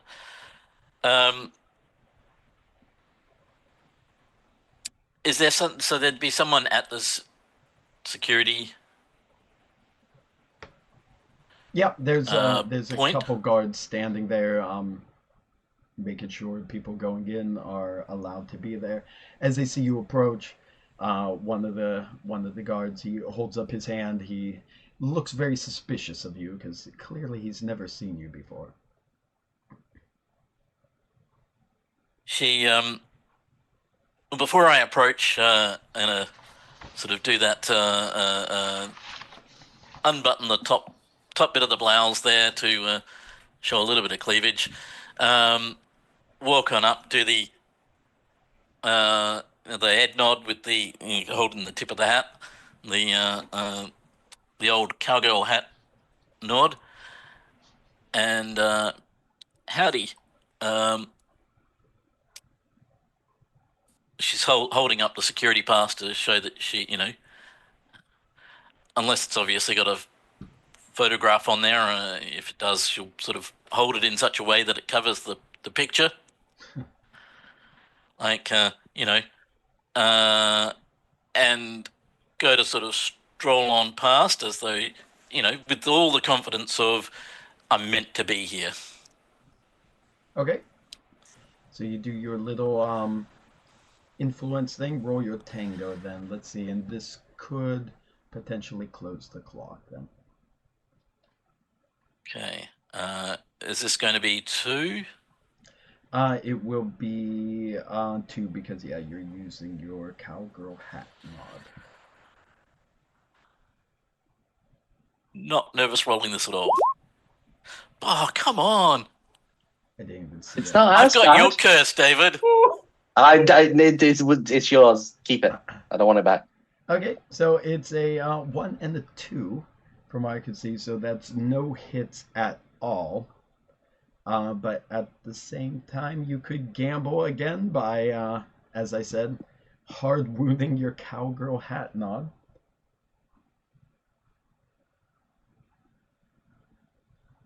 Gamble is always possible, but I can't lose 2 of my traits. I mean, that's... you could also spend a rhythm to gain a hit, but that's only once per session. Would that count as a tango hit, though, or is that just a... Because it's part of this roll, so yeah, it would count as part of this roll, as far as I'm aware. Yeah, okay. I'll spend a rhythm. Okay, so you're down to, what's it called? But 3. you can only do that once per session. Show. Down to 3, so showing off. So, as for the shock, what are you planning on doing to that?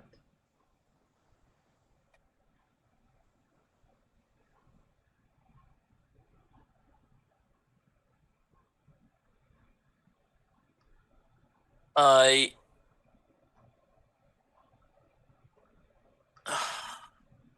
think I'm going to have to take another bullet. Take another bullet? Yeah. Okay. In that case, since you're taking a bullet, I'm not going to further it with any risk here, so we'll just let that bullet take a hit. So there we go. If you were wounding yourself, I was going to consider pushing it with the risk, but you're already bringing harm upon yourself as losing your bullets there. So, okay. All right. Pardon me.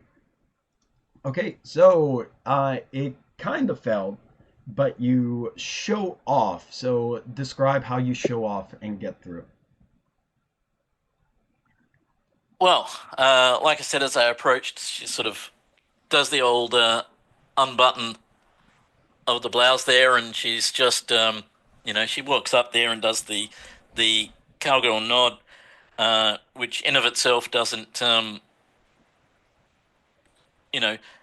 doesn't do what she was hoping it to do, except, it does bring their attention down to to the open blouse, which sort of distracts them enough that momentarily lets her just sort of continue on through. Okay. So she literally shows off as she goes through. So Yeah. Kelly just marches past there as they're doing the whole anime like staring and gawking thing, not even realizing they forgot to stop her, and goes into the backstage area. And as you get back there looking around, again you see the wrestlers and that milling about, and one of them catches your eye. There is a uh, smallish girl, kind of a baby face, but she's very muscular, very well built. But what you notice is she starts sliding up an armband on her, and when it goes up, you see a tattoo on her arm that says SDW, and there's a serial number underneath it, and she's pulling the armband up as if she's hiding it. And once it goes on, she stops and she's looking around, making sure nobody saw her, and she heads off into the locker or the exit area for the backstage. And that completes tab 1. You've completed both objective clocks, getting aboard and discovering the location of these bounties. So we're going to switch over to tab 2. Sadly, Edith and the gang weren't able to stop the hack from going on there, but we're going to reset things going on now that new information is present. So because we're at the 2-hour mark, game-wise, not play-wise, which I should have stopped earlier, but I thought we were going to finish earlier, so it's my fault for not stopping earlier. 10-minute break, and then we'll come back and I'll tell you how the next tab's set up, okay? Okay, are we planning on playing for another hour or another 2 hours? I was thinking 2 hours. I don't know if that's okay with your schedules. It's fine for me. Works for me. Is that okay? Yeah, I'm good. Okay, Cool. That's what I have blocked out here on the schedule. So yeah, that's what I'm hoping for. All right, let me stop this. Oh. 10-minute break. Here we go. Here we go. All right, we're back, and this is tab 2, the 3-2-1 tab. The difficulty is now at 10. You now have access to the assist riff, which allows you to spend 1 rhythm to grant advantage and clear 1 wound. So you could grant advantage to another character and allow them to clear a wound by spending your rhythm. You also have the improvised trait, which allows you to spend 1 rhythm and use trait from a second approach for the role you're going to do. So as you were just mentioning, Kelly, you're saying you don't have blues, but you would be able to do a blues approach, that's the word, blues approach, and improvise with 1 rhythm to use a trait from an approach you do have. Can you just clarify what you said about the help removing a wound? Because I don't have that here.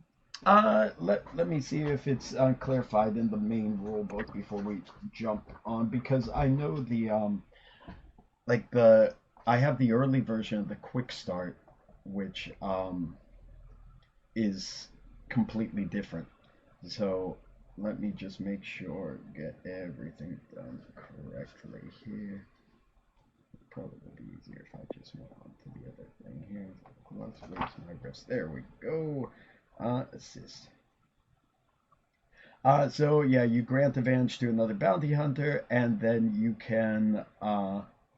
can heal 1 of your wounds by doing so. So Heal 1 of your own wounds by heal helping. 1 of your own wounds by doing so. So like spend 1 rhythm, grant advantage to another bounty hunter's character who is doing a test. The assisting bounty hunter can heal a wound from their character after the test resolves. Cool. Okay. Yeah, so you might have a older version as well. But just recapping, at the end of the first tab, basically Callie has discovered a larger, in fact, let me see if I could do that. So not a scrawny small girl, but a muscular baby-faced girl who has a SDW tattoo with a serial number on it on her wrist, and she puts the wristband over top of it to hide. Like, do we have a? There we go. Let's make it bigger. That's the girl you saw. Pardon me, my throat's getting worse. In case you weren't able to tell via my coughing. Just get punched right between the eyes. Yeah, that's why I'm wondering, looking at that, but I can't fix that, so apparently something went wrong with her. And I was considering not using the picture, but I thought, no, that was too good not to use it. So I. That's just scary, muscular. She's gonna kill us. Well, so right now, Callie, as you're backstage, you see there's like a lot of commotion going on, and that said wrestler, she's clearly getting ready for a match, and a lot of other wrestlers are coming up, especially girls, and they're like patting her on the shoulder, they're wishing her luck. They call her Missy Callisto, is how they refer to her, and they're telling her good luck on your match. You see another slightly more dangerous looking, equally muscular female wrestler come out from one of the back areas, marching out, see Missy stop before she comes out, like just comes to a halt like this. Missy is talking to the other wrestlers who are not congratulating, but wishing her well. But you see her glance over, look at the other female wrestler. Her expression changes slightly, and there's almost an imperceptible nod between the two before the new woman kind of makes sure she walks around the side, doesn't enter in the group of the others that are surrounding Missy Callisto. She's like intentionally avoiding it, almost as if she's hugging the wall and sliding around until she's far enough away, and then she exits normally on her own. But then you see a big group of male wrestlers coming out and all cheering, screaming, and hollering, with a giant mountain of a man in the middle, and they're all just chanting, "Monster truck, monster truck, monster, monster, monster truck." And then he looks over, the big guy in the middle looks over at Missy Callisto, and all the female wrestlers kind of get a very negative look to them, standoffish approach. He's like, "I'm gonna throw you through a wall," and they all just start cheering. All the men start cheering, and the women just shake their head. And he heads out to the ramp leading to the stage, and you can tell Missy is now on her way, surrounded by all the female wrestlers ushering her to the ring. So you hear the announcer outside. "Ladies and gentlemen, next is our main event for the championship. We have newcomer Missy Callisto taking on Monster, Monster, Monster Truck." And the crowd explodes and just goes all wild.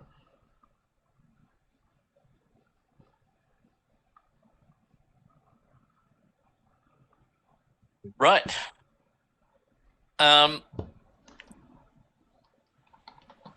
The has Missy Callisto already gone onto the stage? Yes, she's being ushered out by a giant crew of all the female, or I should say most of the female wrestlers.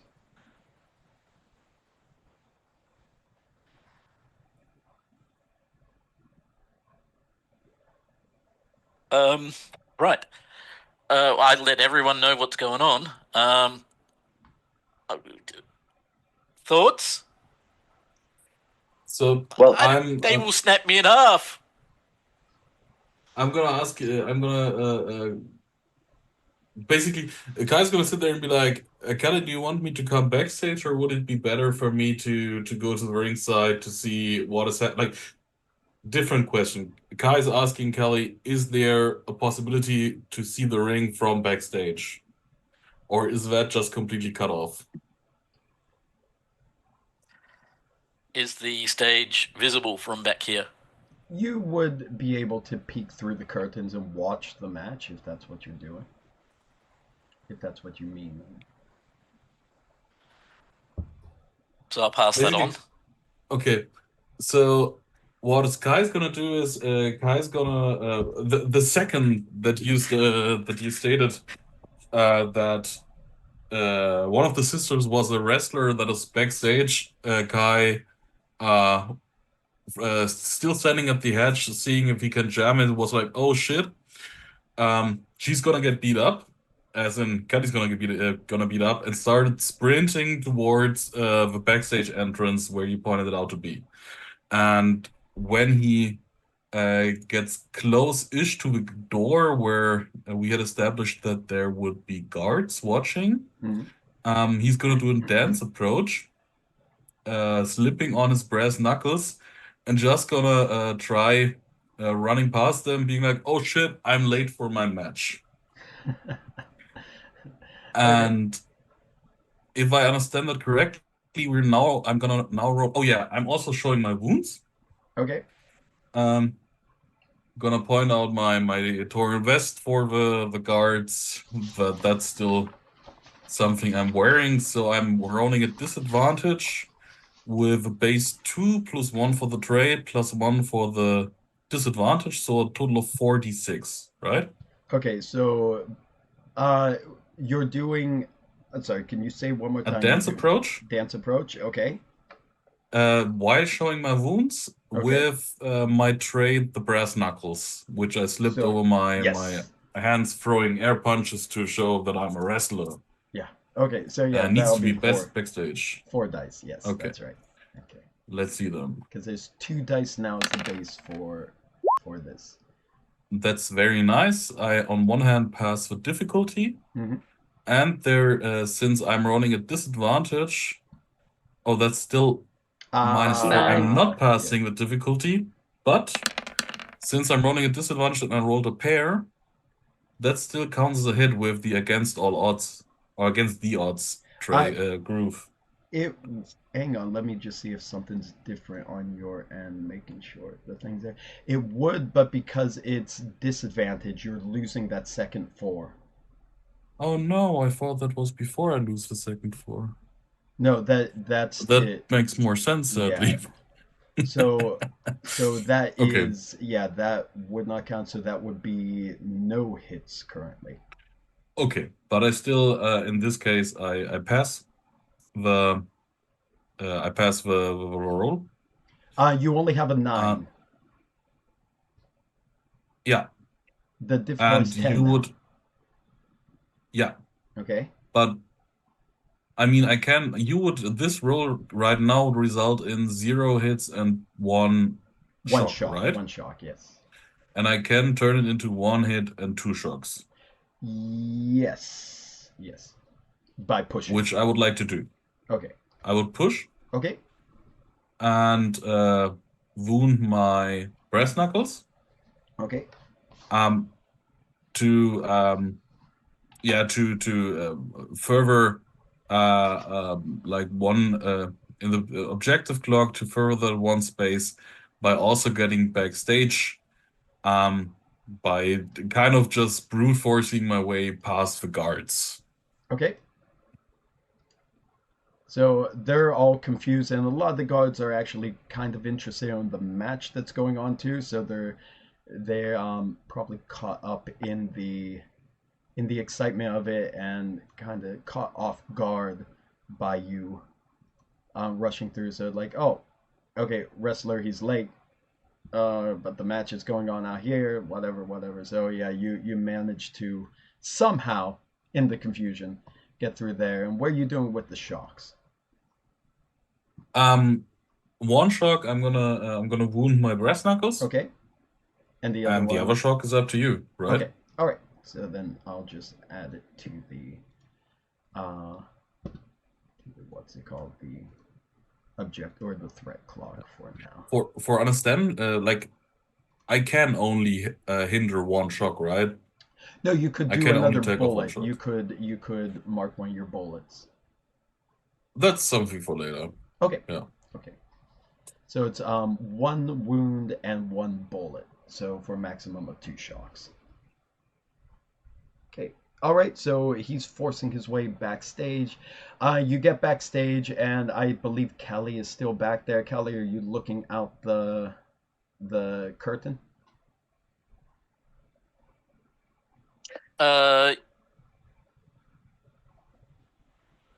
Yes, I'll look out the curtain, waiting for Kai because he said he was coming in. Okay. So you're going to be Kai. You're going to be running backstage. We'll get there in a second. We still got Edith and Belle. What are you doing in these opening moments? Well, Go on. go on. I'll go first then.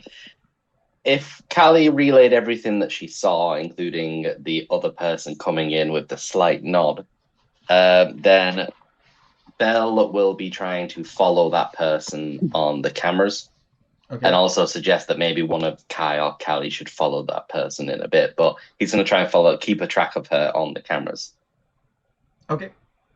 So that's not even something you need to roll with. So you're looking for, you're following on the camera. You're looking for one female wrestler does leave via a different path without the group ushering Missy Callisto to the ring. You see she goes out into the hall and she catches up with the well-dressed gentleman who was in the backstage area previously as he's excuse me, heading off towards the private booth area. And you see her run up to him. And again, without audio right now on the cameras, she's motioning. She's motioning with her hands wildly and like pointing to a pouch. And she opens up her pouch, and you see inside is just a bag full of Wulongs. And she's motioning out to the ring, pointing things there, and she's like just like really like trying to get her point across, whatever the point might be. I will pass this along and mention that Wulongs can go missing sometime, guys. Yeah, I'll keep tracking them. So if she moves or if they go off together, then I will keep following. Okay, Edith. So what?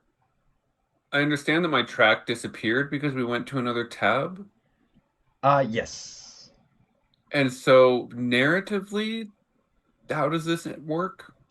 Because you were trying to stop them from getting, or you were trying to slow them down from getting in, so they couldn't do that. But you didn't succeed in doing that, which would have hindered them in the previous tab and slowing down my ability to fill up the threat clock.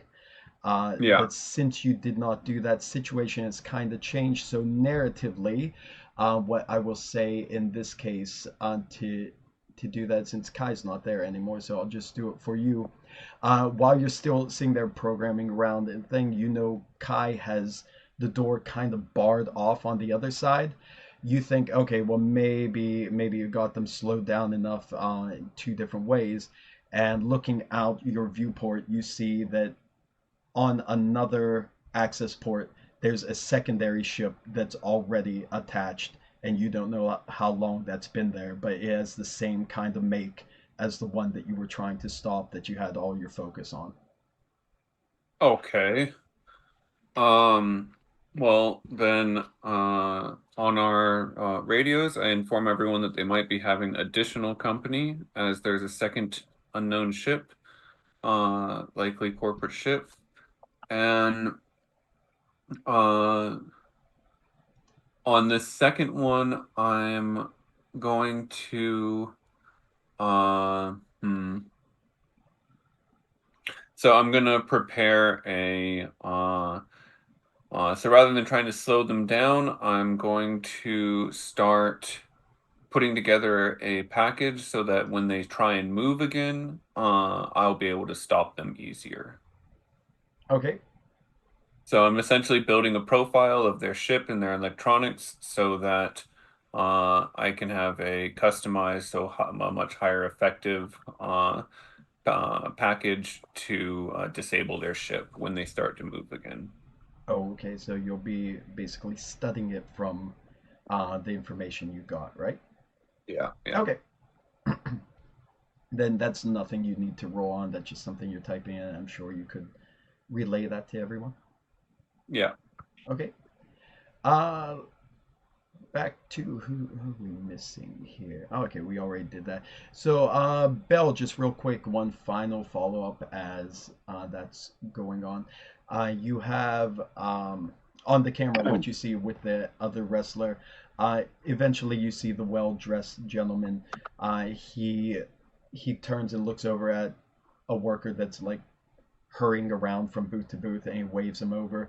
The guy comes. He has a data pad with him, and the gentleman's pointing at the woman, pointing to the pad, doing things. So the man's typing in all sorts of information in the pad, and then the gentleman collects the pouch full of wulongs, and kind of shakes his head like he thinks it's a pointless gesture, hands it off to the worker, and the female wrestler nods at him and goes running off. I would like to, well, given the situation, I imagine, and I tell everyone else this as well, that I think she's just placed quite a large bet on the female wrestler that's out there, whether that's to win or to lose in a certain way, who knows. I imagine to win, given his shaking head gesture and the size of the big dude. But I follow rather than following the gentleman, I try and follow the woman on the cameras as much as I can. Okay. So I'll be keeping track of her going forward. Okay. Meanwhile, backstage, Kelly, you see peeking out from there, and Kai, you're arriving, peeking out. You do see the match has gone underway. Missy Callisto is definitely much smaller than Monster Truck. She's very wiry, and she's trying to avoid the blows. Her hits, her attacks, her attempts of attacking aren't making much of an impact on the hulking opponent. And the few times he kind of catches her and easily throws her down to the mat, which elicits, of course, more roars and cheers and applause from the wild crowd around the ring. She doesn't look like she's a match for him.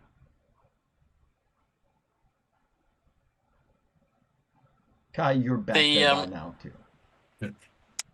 The other woman that Bell's tracking, Mm-hmm. Did she come back to us, or did she leave somewhere else? She went somewhere else. Can direct you if you need.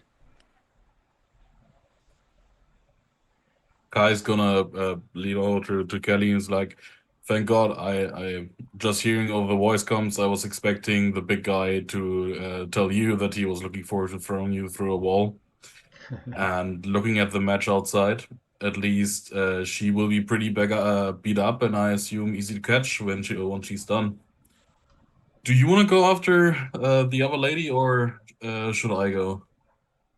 Well, we're expecting 3 sisters, so there's 2 somewhere. She might be one of them. Exactly. You have the pass. Do you want to go after her, or and I stick around to see if I can gather some intel here, or should I leave and go after her? Just quickly, did I see where they came, like what room they came from? The 2 girls. Oh yeah, there's the area she came out of is kind of very sloppily marked in Chinese and English, saying women's locker. Maybe you go. Well, I can go in there or follow the other woman. I think that's something I shouldn't do. I don't exactly look like a wrestler though, but still more suited you got than the you. security pass, right? Yeah. Maybe just be bulky. throw some punches. I sort of lift up my shoulders slightly and bulk out my hands. It's like, yeah, right. That's the spirit, Kelly. That's the spirit. I'll go into the women's locker there Okay. and see if I can hunt down what might be the third sister. Okay. And Kai, what are you doing? I'm gonna stick around the locker room. I'm in the area that they are in right now, the backstage room. I assume there's still people here, right? Other wrestlers. Not too many. Most have went out to watch the match. There's actually right now where you're at. There's just kind of a couple backstage attendants, like with Okay. the monitors and things saying things up. But most of the wrestlers seem to be interested in the outcome of this match. Okay, but I mean, for what I would go for would be a blues approach. Just looking around, seeing if there's someone that I take for a wrestler and go up to be like, oh man, such a big fan. Here I'm just new and I want to get into wrestling, and then divert the talk towards to, oh yeah, the female wrestler out there. She's pretty new as well, right? What's her thing? What's her story? And see that whether I, with my worn out vest, can get something out of there. Okay, so kind of like reflecting on maybe like your past and talking about how you're like all into wrestling and that and how you're enamored with it, like that kind of blues talk. Oh yeah, yeah, yeah. Okay, yeah. Let's give that a shot then. So that's blues is the thing. So that's 2 plus blues plus vest 4, right? Yes.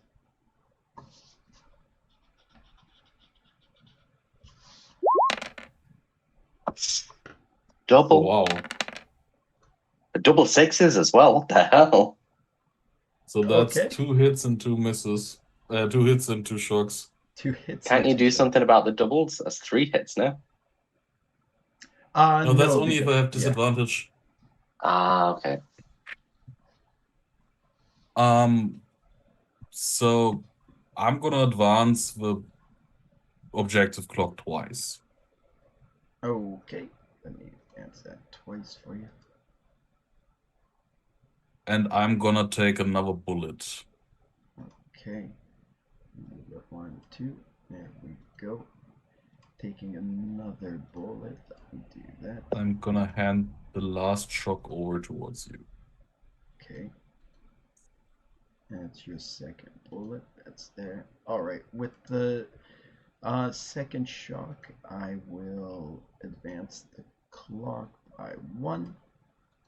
And I'm also going to spend 2 risk to up the difficulty to 12. Oh. Damn. So I guess Kai just stands to the next person I said that he thinks could be a wrestler, and then reminiscence about times where he had more like Fight Club-ish situations where it wasn't much wrestling, just straight up two people beating each other up, where he learned how to fight and trying to connect with this person with just raw interest in fighting and seeing if he can get some information about Cassandra was the ring name, right? Or like one of the sister who's currently in the ring and where she came from. Yeah. Okay. As you're talking to the man, he's like, "Yeah, she's one of the newcomers to the card here, and she hasn't been around for too long. She got a lot of spirit. She does well against some of the junior league, but she's not too good on her own, as far as I'm concerned. I think she didn't grow up in an environment such as yourself, where fighting was something she was exposed to. She does have a lot of heart, and she's a kind girl that gets along with almost all the girls. There's just couple of them don't seem to hang out with her as much, but otherwise she's popular.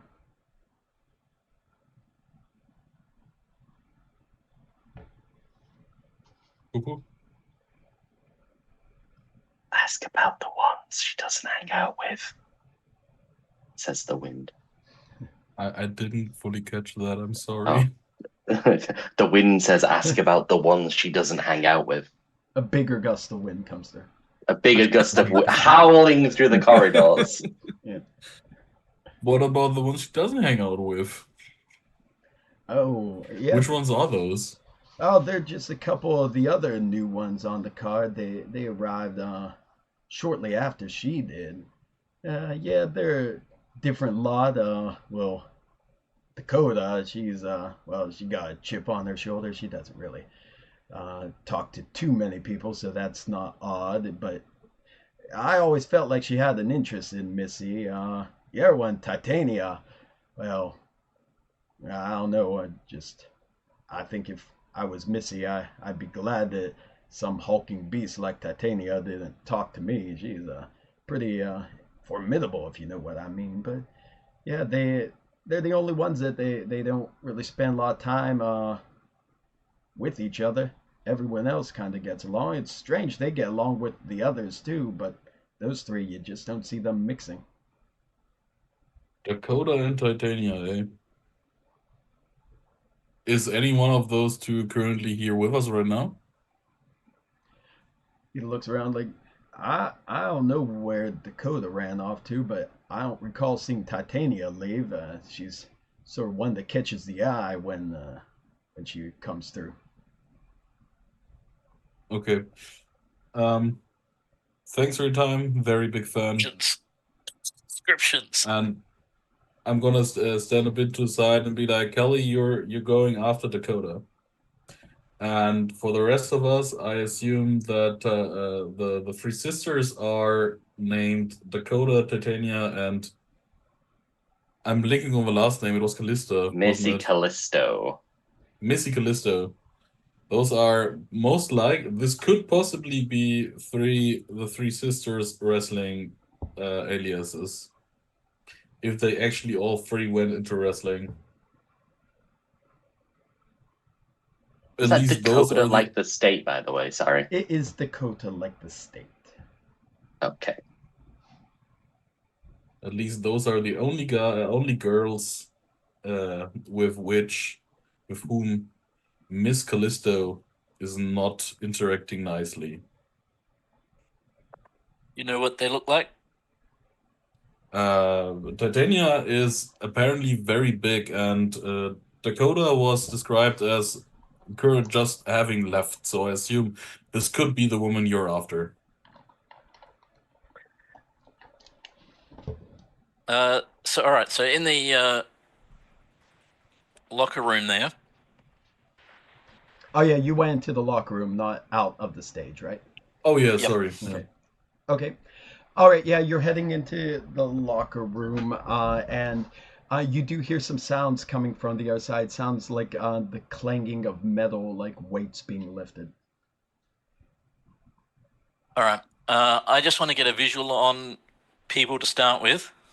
Okay. Firstly, how many people are there, and Okay. Yeah, as you I guess. step into Sorry, you the go. room, you see that there's only one person left backstage. She was basically lifting weights for a bit, but just about the moment you step inside there, she puts the weights down and she walks over to a large mirror that they have, and she's not actually looking in the mirror. It's not like she's flexing her muscle or anything, but she's looking down at something you can't quite see because her back's to you and she's blocking the mirror, but she doesn't seem to be admiring her physique, which is quite massive. She's a tall woman. I'm going to try and move into a position where I can actually see what she's looking at. If I can, a bit stealthily. Okay. Ideally, so that she doesn't know I'm moving into a position to see what she's looking at, just in case it's something she doesn't want people to know what she's looking at. All right. Yeah, so you kind of slide around the perimeter of the room and you see she's looking at a small item. You still can't really see what it is, but it's cupped in the palm of her hand. And she has a very concerned look on her face. All right.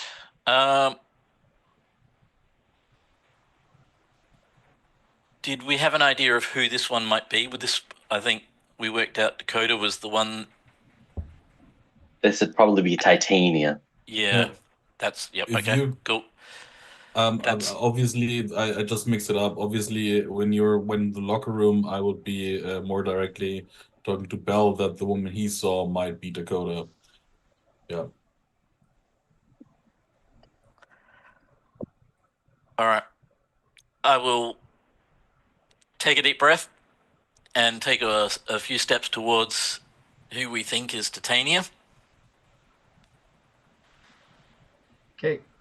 You take a couple steps, and eventually your boot scuffles, and she clenches her fist, and she turns around, puts her hand behind her back, and she looks startled. And then once she sees who you are, she looks more confused. Says, "Who are you?" Howdy. My name's Kelly. And I sort of move in such a way as to... so the old, when two cowboys show off, as in standoff rather, they, put the jacket just behind where the guns sit. She sort of does that. So it's that sort of not grabbing at the gun, so she's not being threatening as in pulling out a weapon or anything like that, but she's just moves the coat so that the pistol is visible. Her eyes dart down to the pistol and then back at your face, and like she gets a far more serious expression. There are people who want what you have.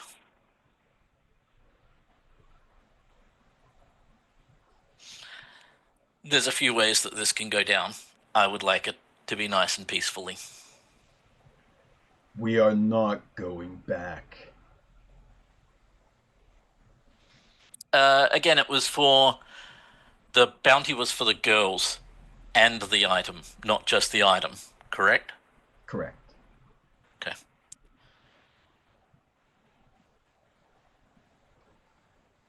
Let's just stop there for 1 second there while we're in the midst of this and you consider how you want to proceed next.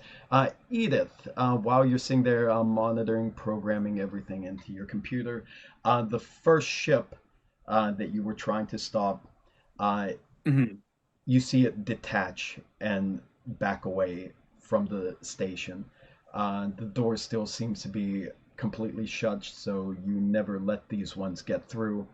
But the ship just starts angling in space, and now it's pointing directly at you as you're drifting by. And At me. At you. Okay.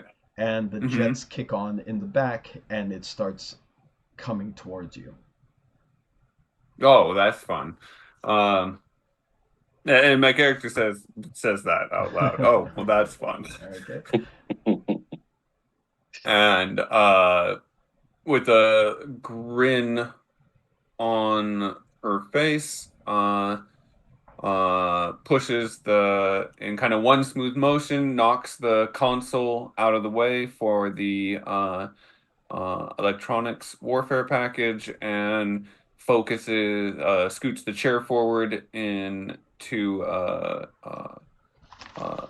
I guess a active position, flips a few switches, the zip craft comes alive, and I'm essentially, and I just hit the use my black combat boots to push the thruster, which is a modification to be similar to the old style, or what they would consider old style car accelerator pedals, rather than the modern standard hand accelerators, hand thrusters, and just kick it into gear and shoot forward like a rocket. Are you trying to? Away. Okay, Hmm? I want to know, yeah, what you're attempting to do. Right. So I am going away from the ship. So if the ship is between me and the station or the satellite, Mhm. then I am going away from the ship, but also not directly away from it, in a way so that I'm essentially creating a larger orb. I'm trying to create a larger orbit for my or around the satellite. Okay, and what is your end goal? What do you want them to do? My end goal is to just pull them away um from the satellite, Okay. and after I get around and get out of um after I get out of line of sight, like once I get the ship between me and them so that they can't see me anymore, at that point I will make an extremely hard turn, and the essentially the maximum amount of G's that I can that my ship can withstand, and then fling back in towards the satellite, Mhm. and when I get close to the satellite, flipping around and slowing myself so that I'm essentially pushing my ship very close up to the side of the opposite side of um the opposite side of the satellite where they couldn't see me. Okay. All right. So I guess just more or less it would be uh, basically just to lose them and Yeah. yeah, get out. I guess that would just be the simplest way. So it's slightly different from the normal way to do it, but what I'm going to do is I'm going to make a chase clock here. Uh, Okay. so it's chases himself work a bit differently, but I'm also doing this. I'm doing this different from a normal chase clock because sometimes an entire tab turns into a chase, but that's not what I want to do. This is Mhm. just going to be a mini chase clock. I'll put down here. It's going to be because of how fast your ship is. I'm going to say that it would make sense that you have a 4 clock for your chase clock. Now, normally, like with a chase, oh my god, how big is that? 200 font. I don't think we need that. Let's see. Normally with a chase, like the end of it would end the tab, but that's not what this is about. So this is just to get you basically losing them and having them chasing their tail the entire time. So what happens with the chase clock is you can roll your. This is a special kind of test, but Mhm. you only use traits that are on your mono, on your Zipcraft. You don't actually use your own physical traits because it's you using your ship to go through it. You need to get at least one hit on every roll, um, or else you will fail the chase. So if you don't get a hit, you have to push. And when you push, you will wound a trait of your mono. And if all 3 traits that belong to your mono are wounded, then basically you lost the chase. Mhm. So that's how it goes. So you're basically just rolling the dice using your mono's traits for whatever would suit what you're trying to do, but it doesn't have an approach. Mm-hmm. Okay. So, and it starts now, so I would start rolling now. So you would start the chase now because you're racing past him, We dude. able to assist still, Uh, even if it's a chase? right now, no. Okay.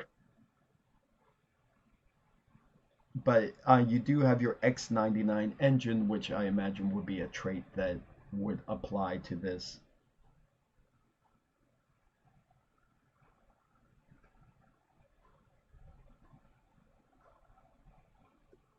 Hello? Hello? Hello? Sorry, my sound cut out for a Oh, minute are you there. okay? The last I heard was you do have your X99 engine. Yes, yes. So I assume that would be the trait you're using for this, right?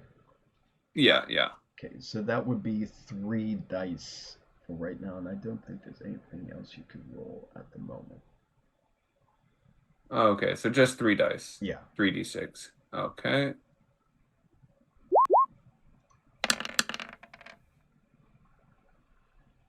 Well, just short of passing. Just short of passing. So yeah, did I just hear something else roll? Or was that just a delayed sound?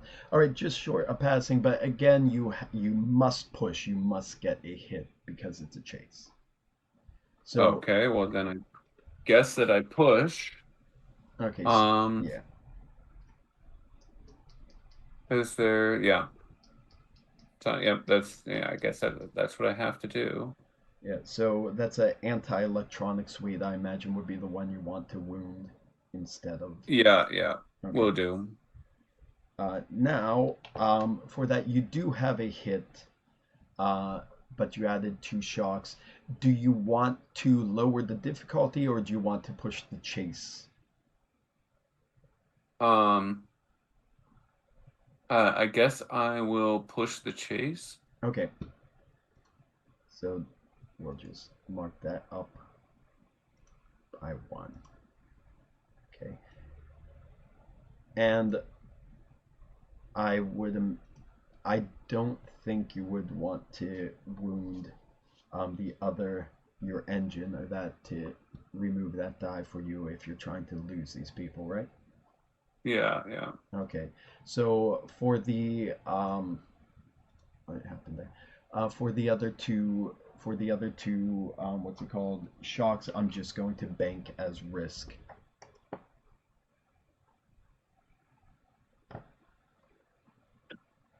Or actually, I'm going to bank 1 because I don't want to bank too many, and I'm going to have that further the threat clock as their what's it called? As their teammates from the other ship are working in conjunction to speed up because they now have a target that they know is out to get them.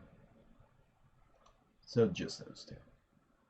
All right. So right now, Like, just from understanding, aren't those 3 shocks then? Like, Edith's weaponry got wounded, right? yes. And you advance the clock, and those are the 2 shocks, right? Like, Edith didn't roll a 1. Yeah, it just got the 2 shocks. But Okay. she has to wound the Yeah. what's it? Yeah. Let you know what? Let me just confirm, because like I said, they changed the rules a couple of times throughout here. Let me go into the main rule book to make sure that hasn't changed, because I might be operating off the old one yet again. Could you just wait one moment here? Of course. Sorry, that is a very good question though, so I don't want to. I just misunderstood. I thought No, you no, said no, that no, there no. was That's a a very third shock. no, no. And There wasn't a third shock, but I think I could be wrong. But in like the old rules, I think when you fell, like pushing it would wound one of the things. So let me just check. That's a very good question. yeah. I'm glad you asked that, because now I don't remember if I read that in the new rule. Here's Chase's. Sorry. Yes. Okay. Okay. Jeez. Okay. Oh, okay. I see. I see. I see. I see. No, no, no. I think you're completely correct. Yeah. So I don't think you need to wound it unless you want to. And if you do want to, then yeah, that will eat one of the shocks there. I don't even know if it was in the old version. I think I just misinterpreted the way they wrote that Mhm. paragraph. So the way I read it, I could see why I would misinterpret it. So you don't necessarily need to wound that unless you want to eat the shock. I think I still would like to keep it. I mean, Okay. is it, do I unwound it in the same way that I do Uh, it would, regular but wounds? there would have to be a narrative way for you to be fixing your mono rather than you just like pulling yourself together. So it would you'd have to create the narrative for it. Mm-hmm. I see. Yeah, I'll go ahead and we'll just stick with the wound on the Okay, yeah. then wound on there, and in that case, then I'll take away the extra risk that I banked. But there we go. Okay, so currently you're buzzing around the station trying to get them to chase you, which they are, and you're trying to lose them so that you have far more options of what to do now. Okay? Yep. All right. And think about when we come back how you want to proceed with the next step if you want to do something fancier or just anything else. Okay? Back to the people outside the station. Who's next? Who's up next? Potentially me. Yes, sir. Has anything happened with Dakota that I've been watching? You see, watching her, she's going into the actual event, like going to watch the match, which is underway, and you see she starts, she starts in the back and just slowly starts making her way forward. She looks a bit reluctant, but she's watching match. In the ring, you see Missy Callisto is still not faring too well for herself. She's strong, but not that strong. She's taking quite a few hits, and she's stumbling around. She looks like she's looking around at the crowd desperately uh, a couple of times, and Dakota starts getting closer, and then you see her put her hand to her mouth, sit there, like kind of psych herself up, and then she starts moving in much faster.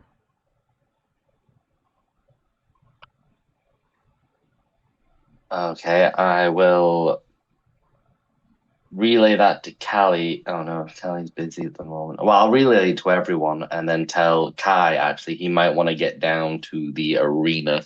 So it looks like Dakota's going to be doing something. Just for understanding, did Dakota do that with the mouth, or did Miss Callisto do it with the mouth? I believe it was Dakota put it to her mouth and then to build up the courage and then went towards the stage, right? Yes. Okay. And I'll also give my conjecture of maybe she took something when she put her hand to the mouth.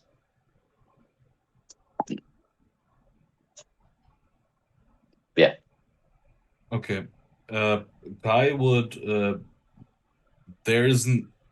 Is there a way to enter the like on the ring level to enter like through the door that the wrestlers went out earlier, or is it just directly onto the stage? Oh, there would Like be a way. Yeah, standing. you could probably just get out and then just like shuffle your way around the side instead of going down directly to the stage.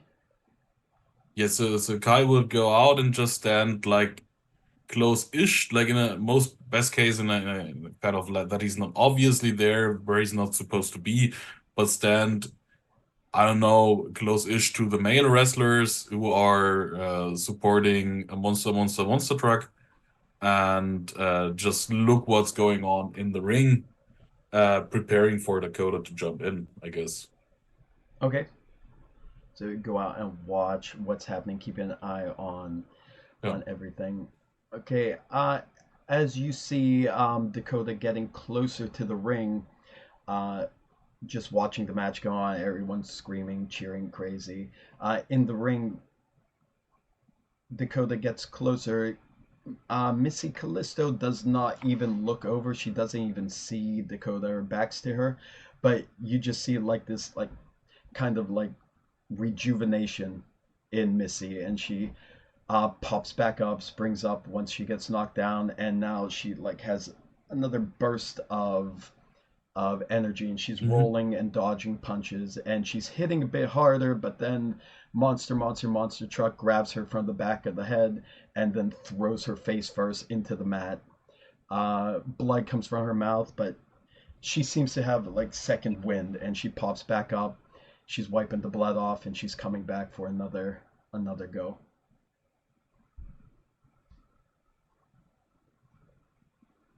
Like Kai's perspective right now is that the more beat up she is, the easier she is to catch. So Kai is pretty okay with this continuing for the moment. There you go.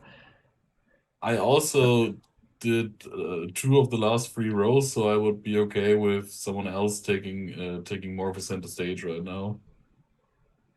If Kelly or Bell want. Bell wouldn't mind because see, now that he knows that Kai's watching the other two suspected sisters, he's gonna go start looking for the people that are on board that Edith mentioned earlier. If they're already on here, he wants to try and find them so we don't Okay. get ambushed. Okay. All right, so we'll have you scan for that. I'll get back to you in a second. But Kelly, you are now confronting who we all suspect is Titania. Yep. Okay. Sorry.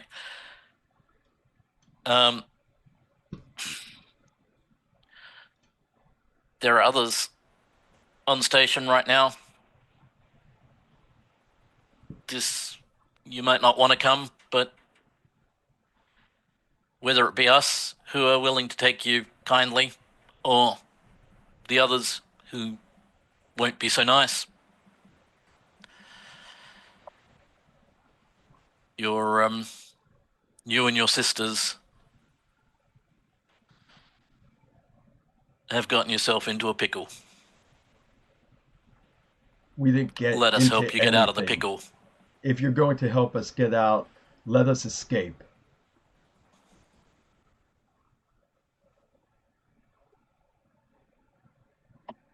What's in it for us on that? Whatever you want. We'll share whatever money's left over.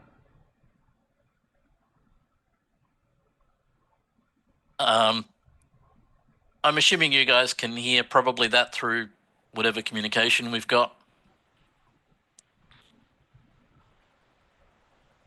How much will be left over?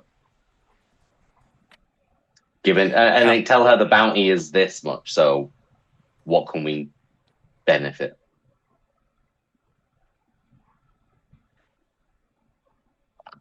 You've currently got a bounty of whatever it is. Let's say How much 3 is it, Bill? million. 3 million. 3 million. Ooh.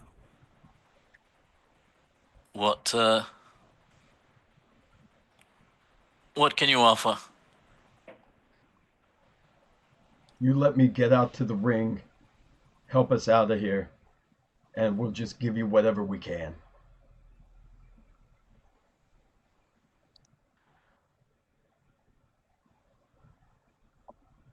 I'm going to need you to make a tango roll if you don't mind.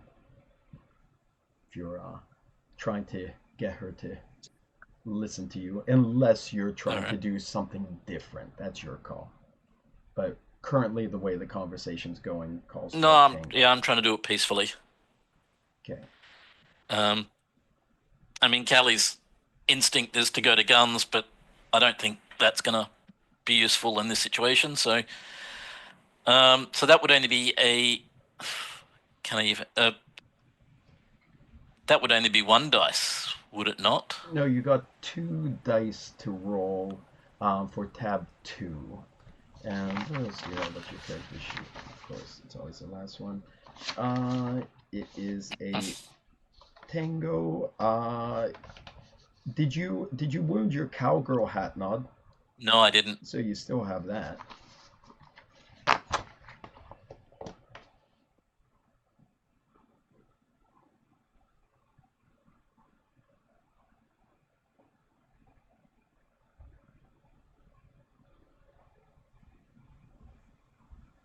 Look, we're here for the best option, and let me have a quick confirmation with my colleagues, and I'll sort of do the hat at the at that, and do a whisper into the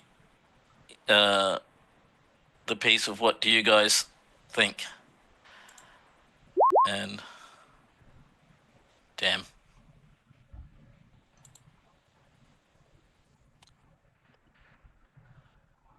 I mean, at least it's not a bad roll like the others have been, but Yeah, Not a bad roll. it's not one. could have been 3 1s. Doesn't meet the tab difficulty though. Okay, you can still push or you could gamble. Gamble would let you roll 4, but you remember also what happened with the last gamble too. Last 2 gambles. I will push. Okay, so 2 shocks for 1 hit, right? Yep. Okay, so what are you doing with the hit, and what are you doing with the shocks? All right, I'm going to give you 1, and I will wound the hat. Okay.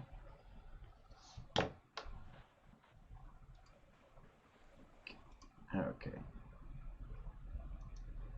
And advance the clock, I'm assuming, right?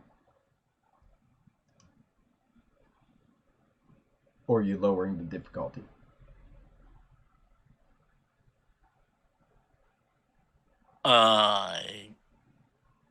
Both are really good, but I think I'll push the clock. Okay. And I'll push the threat clock as well. With the one that's left over. Okay. All right, so you give the hat the nod of the hat, but it doesn't seem to be as convincing to her. She doesn't seem to be soothed by it. And you want to converse with your colleagues, right? So, Yep. Colleagues, there you are. And Edith, you hear that on your end too, as you're breaking all these speed records on twisting around the station.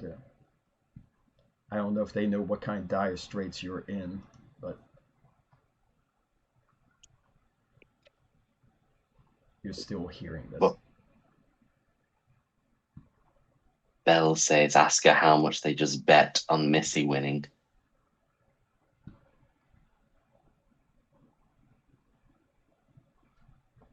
Because that'll give us an idea of how much they can give us. How much was your bet? She looks really hesitant to tell you, but she says it was 50 million wulongs.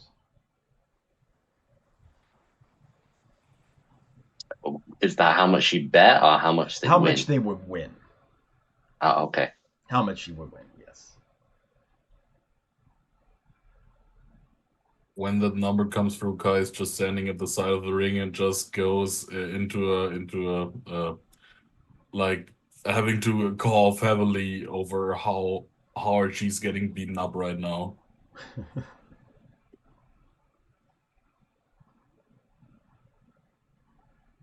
If we heard that as well, Belle says, take 10 and we got a deal.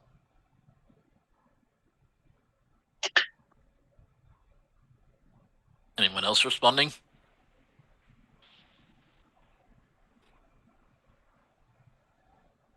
I'm not easy if it's actively busy enough. talking at the side of the ring. And Edith's trying not to crash, I imagine. We'll take 10.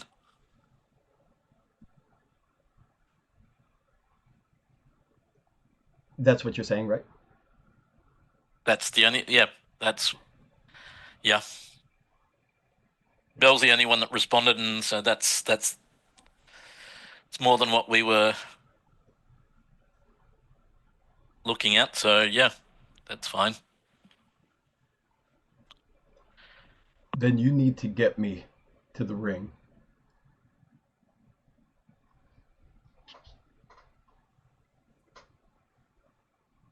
Right. This way.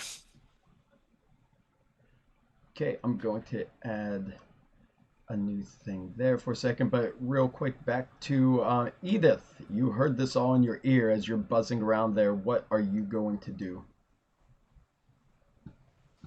I mean, I'm still being chased, I assume. Yeah, you still got them chasing you. All right. So, since they're still chasing me, I assume that my hiding on the other side has not lost them yet. Not until you complete your who's what's this your thing. Okay. Well, then I will when I see them. So I wait for them to come back around into view, and once they do, I see that they don't see me immediately and they start to go past, and I wait for them to actually notice me. And at this point, I once they notice me and they change their course to head toward in my direction again, I pull away and shoot around the long end of the satellite, and my intent this time is to does it look like the ships have weapons on them? Yes. Okay. Uh so my intent this time is going to be, I'm not going to go as quickly. I'm not going to yeah, I'm not going to fly as quickly, and as such, I want to get them on my tail so that they might start to see if they'll start shooting at me. And so I let them catch up to me a bit. And do they start shooting at me? Uh, Not yet. We'll have to see how the shocks and risks play out, but you can narrate that based on your role, how you would like it to go. Okay.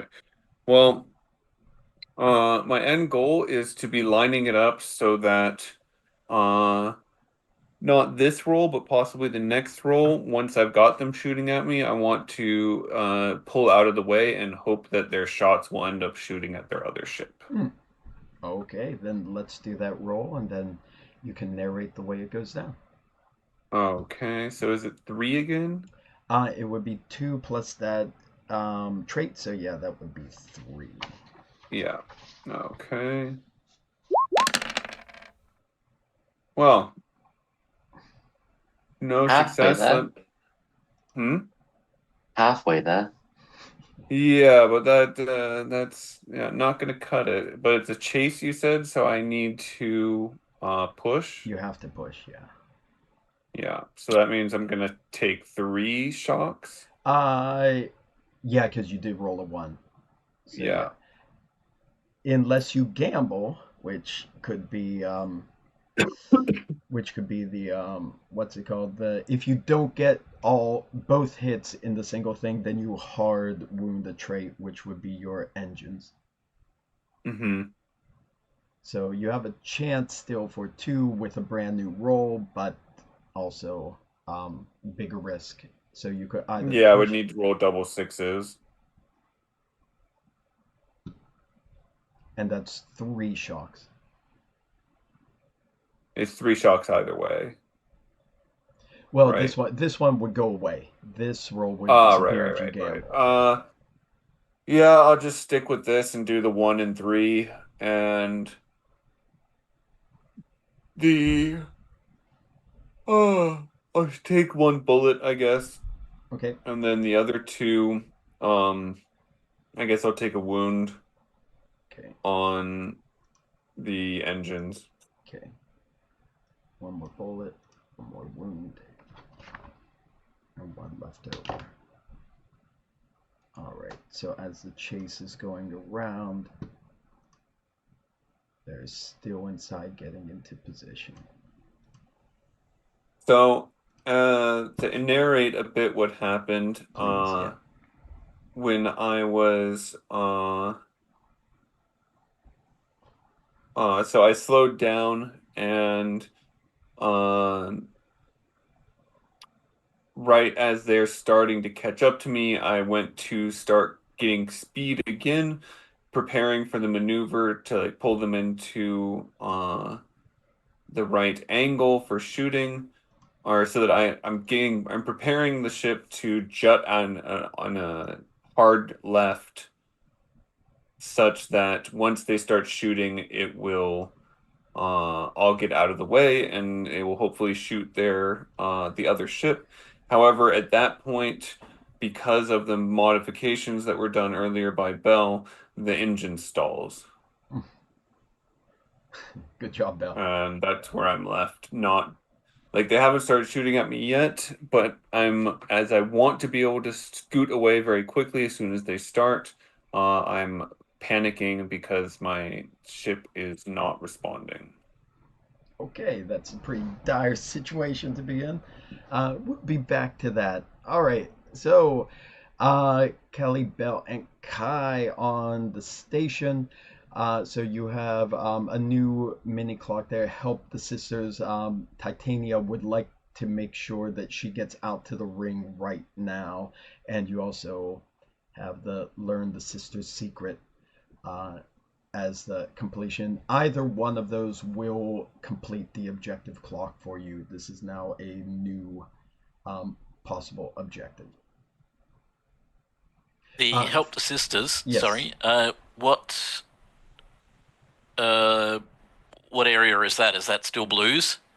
For this one, for the help the sisters one, we are going to say that this is going to be, I guess in the no, because that won't work there. So I would say that would be a tango clock.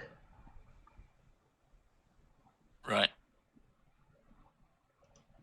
Because it doesn't fit Ouch. the other one there. So It doesn't fit the other. I could see Kai standing around the ring, seeing Miss Callisto having her face beaten in very hard, and doing a blues approach to try and learn this is a secret. Belle and Kelly, would you like to advance Help Sisters Tango, the Help Sisters clock? Because then I would give you the stage for that. Belle will be helping the sisters as well, indirectly. And then I guess obviously Callie's of Titania. So do you want to go first, Callie, or shall I? I have no I more think the tango. major problem, the major problem with Tango right now is that neither I nor Kelly have Tango. Yeah. I have a tango. Remember, you can also improvise with your rhythm. Using a trait from a different approach to roll for a whatever your current approach is.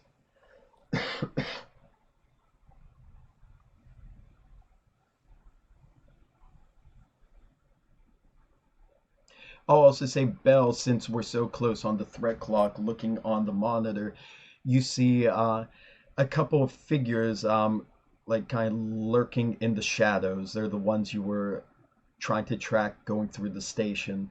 They are dressed kind of like a stealth recovery unit. If they weren't all in black, they would probably stand out, but they are infiltrating into the arena at separate points, and they seem to be getting closer into the crowd, milling about. With the excitement of the crowd, most people aren't paying attention to them.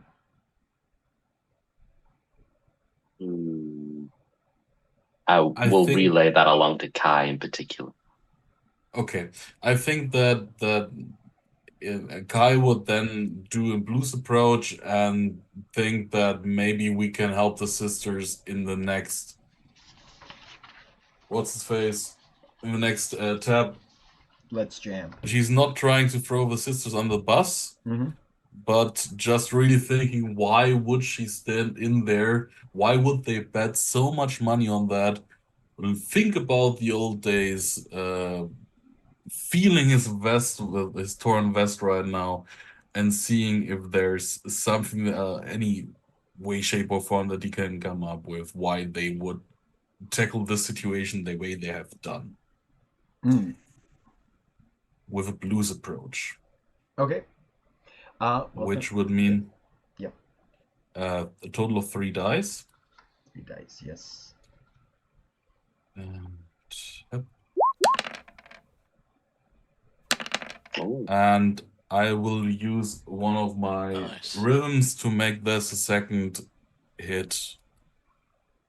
I'm gonna show off in any way, like have the Okay. maybe remember me exactly ever at a time where, like, what I as David am assuming is some sort of enhancing drugs made someone win a fight or something like that, to get the second ticking of the clock in.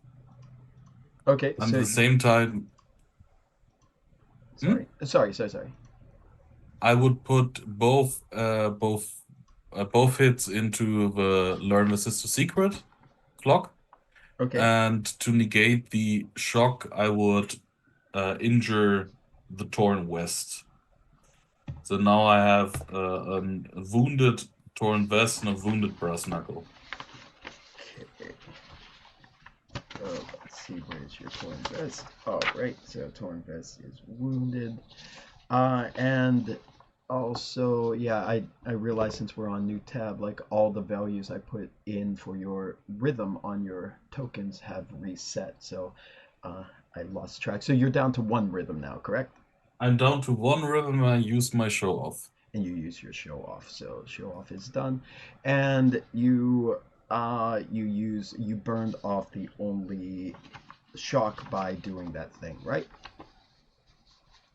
Yes, Wounding your by vest. wounding Yes. my vest. Oh, okay, good. I was just confused because I thought all the data disappeared, but that's right, we're on a different page. That's why. So you're going to put the 2 into there, completing that, and I'm not going to spend any risk right now to close the clock, although that might be exciting. I think that was such a good roll. We don't want to put any negative spin on that. Okay, so basically you see everything you said, like what you're going on, but just in the narrative of this objective clock closing in. You see when Kelly and Titania step out from behind the ring too. Kelly is helping escort her to the ringside. Uh, all of you watching Al and Bell through the monitors too. You see this. Titania, she then has something in her hand as well, and she throws it into her mouth, and then she just forcefully marches towards the stage, but she doesn't go into the ring. She stands close enough to watch, sort of like Dakota's doing. But again, same thing. As soon as she approaches within that close distance, now you see like Missy Callisto, like she pops back up. There's a fire in her crossed eyes, and she goes charging at Monster Truck, grabs him by his thighs, and somehow with her small frame she lifts him up in the air and slams him down, and she just starts going into move after move after move, bouncing off the turnbuckle, bouncing off the ropes, and within short time she has him tapping out as she's twisting his arm behind his back, and you hear like the muscles and sinew creaking, bones starting to snap, and she floors him to the ground. Meanwhile, Titania and Dakota are just almost trance-like, fixated on her, and they're just like heaving. It seems like they're in the midst of the fight as well. They feel like they're getting into it, and suddenly the announcement that the that Missy Callisto is the new champion, and hooray, hooray, all the cheering going on. Uh, Kelly, you probably realized this at the time, like she swallowed a pill. Belle, you already figured out Dakota swallowed a pill, and you figure that has something to do with what's going on. And Titania turns to you, Kelly, and she seems like almost ready to jump in and fight herself. And she says, "Now you have to let us go, collect our money, and whatever is left, we'll get it back to you. But we need to have the procedure done or we're all going to die." Collect your money. She nods and she goes running off. I want to keep an eye on her. What's that? Belle is also following her. Okay. I want to keep an eye on her, so I want to keep close. Not close, but, you know. Now, just quickly, Belle, you said that you told Kai about the people. Did you only tell Kai, or about the intruder friends? Yeah, Bill, what did you?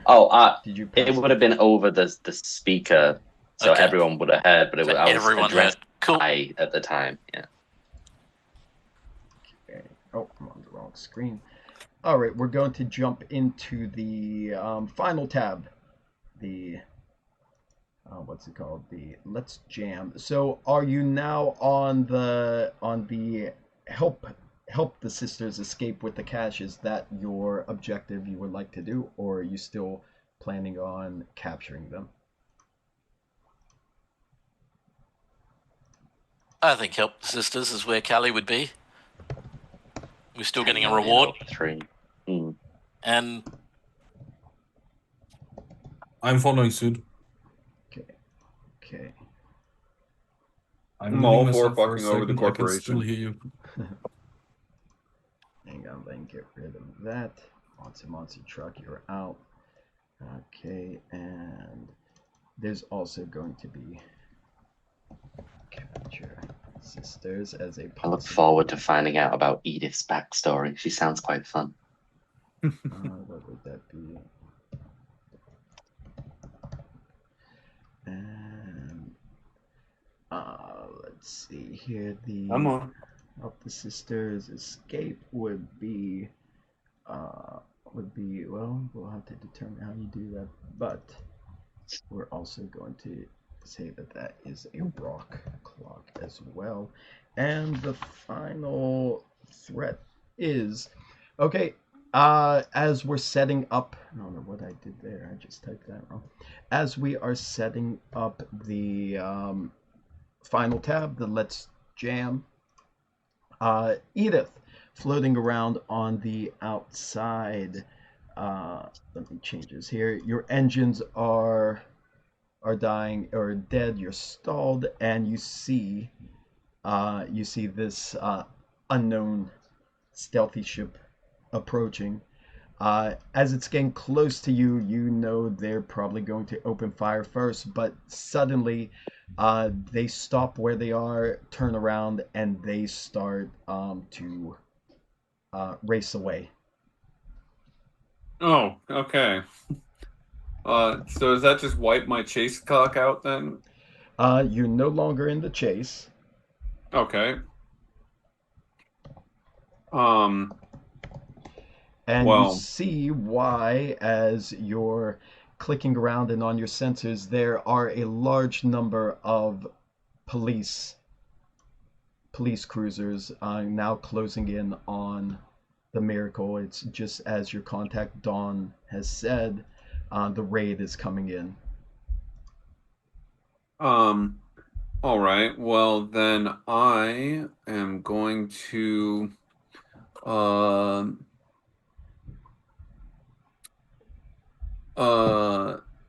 as the so these are like a bunch of police.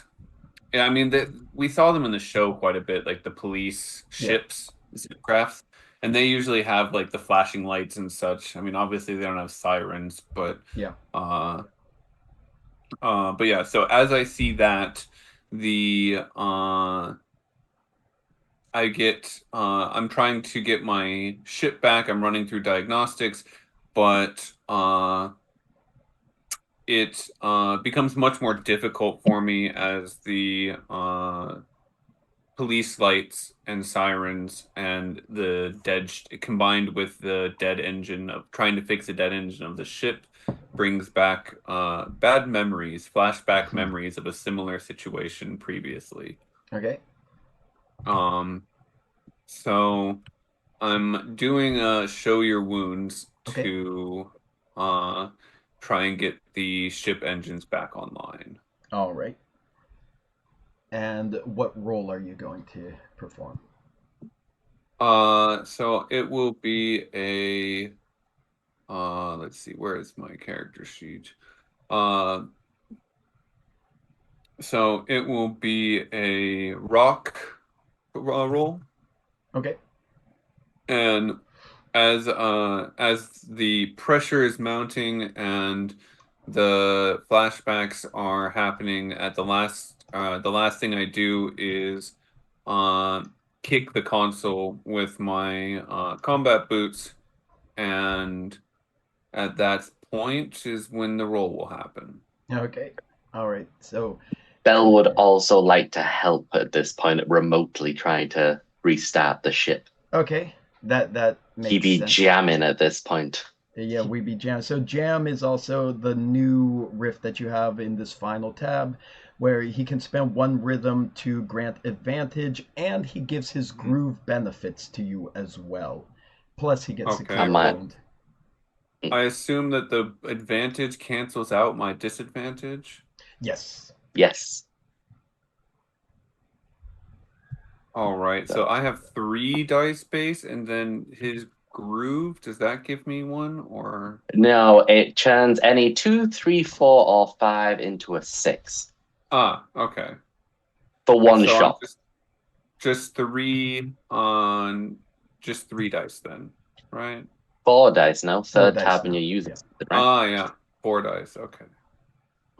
Yeah, I'll go for it then. 4 dice.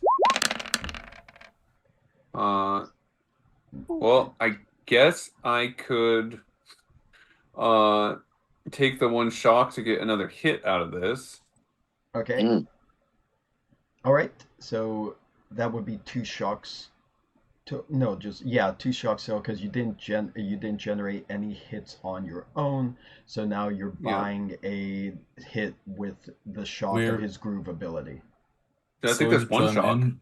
Yeah. We're It's once again at the point where the dice shown are completely different from the oh, dice in the chat. okay. I'm looking at the player side, so please tell me if that's different. Okay. So what?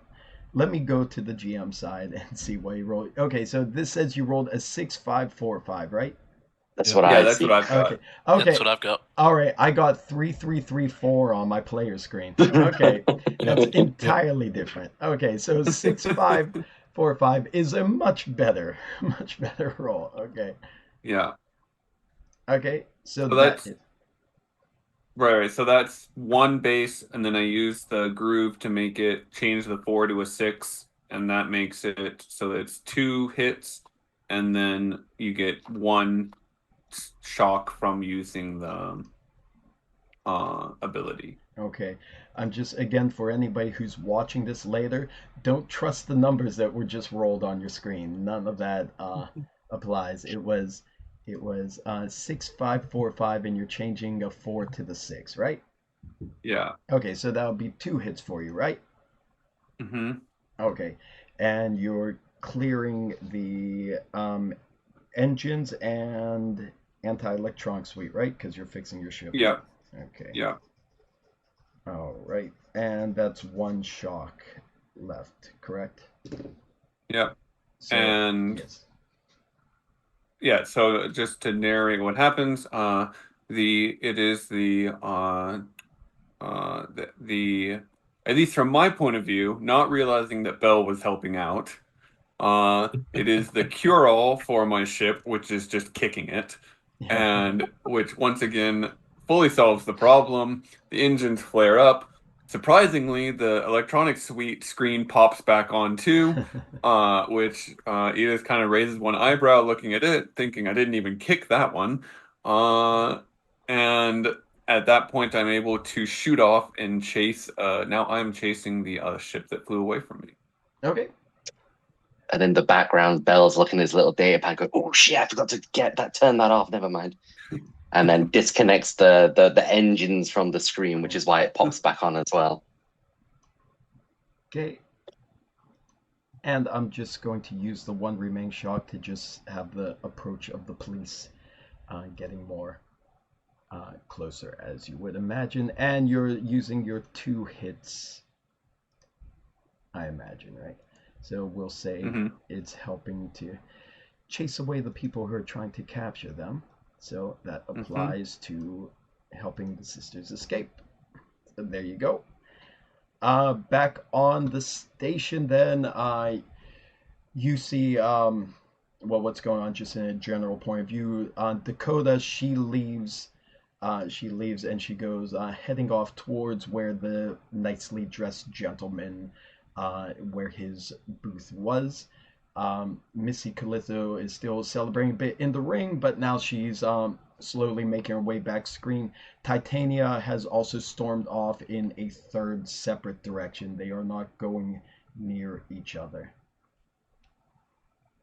Okay.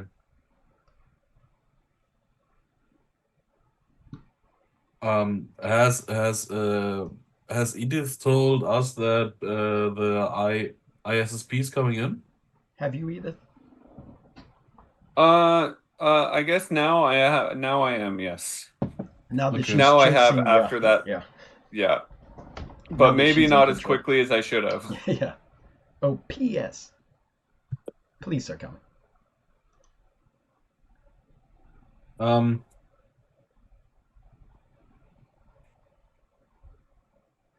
I guess Kai's looking at Kelly, who is standing close-ish, I assume, since you came with Titania towards the ring. I was peeling off to follow Titania. Perfect. Because, yep. she said that they were going to collect their money and rah, and walked off. So I was like, I'm not going to let you go out of my sight because you're our money. Yeah. Kai's gonna stand next to the ring. Kai's kind of expecting the male wrestlers to get aggressive towards Missy Callisto, and just waiting for what's to happen for the moment. Okay. He's also kind of fidgeting in one of his pockets with a small explosive, not big enough to do actually damage, but just big enough to make a boom, to get a bit of panic in a crowd if that would be necessary. Okay. Yes.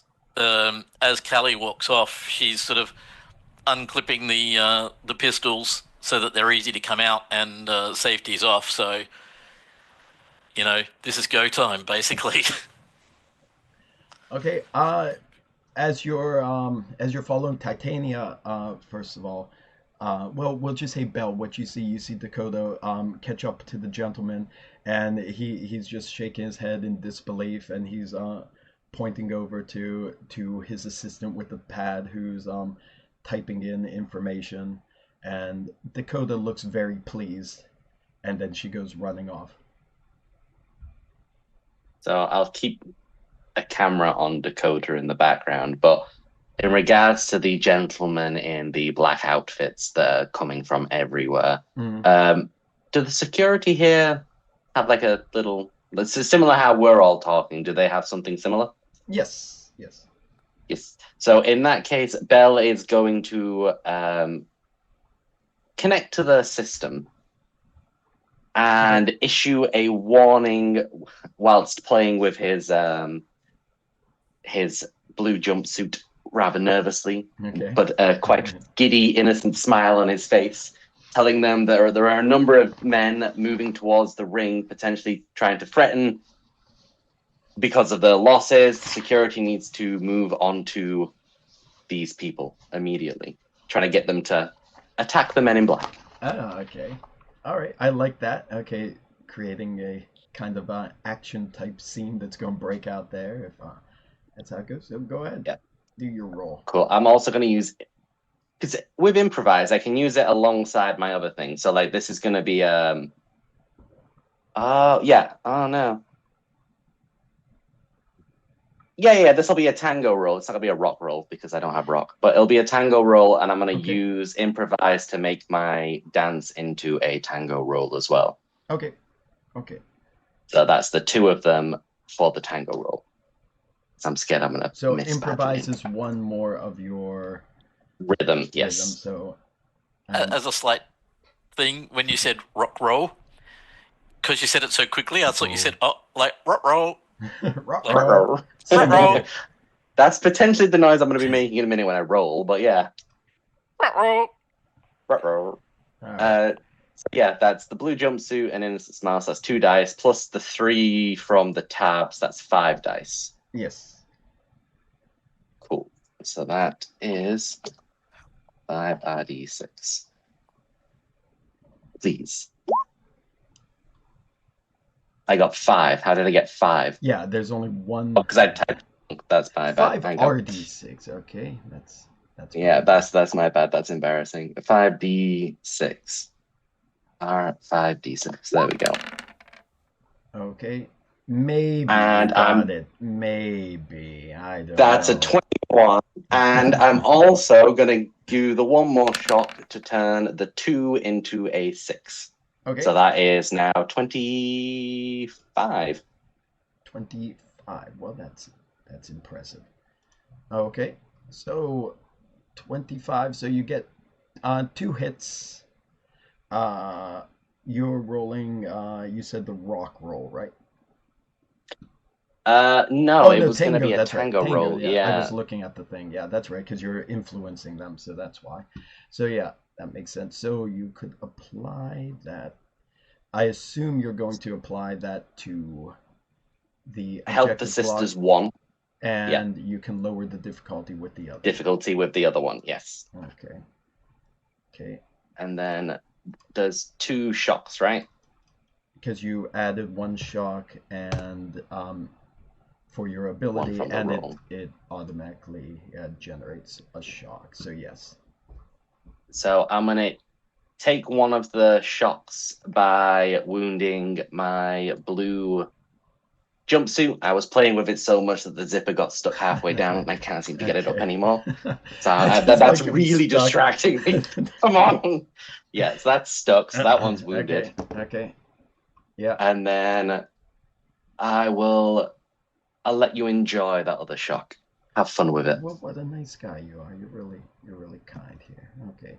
So what I'll do is I'm going to spend a risk to get another shock onto the threat clock. So I'm going to bump it up by 2. Damn. Where? Oh, there it is. So I'm going to bump it up by 2. And I'm going to use another one of my risk to bring the difficulty back to 15. That's just mean. That is just mean bad. Ouch. It's almost the end. I gotta use my wrist. Okay. All right.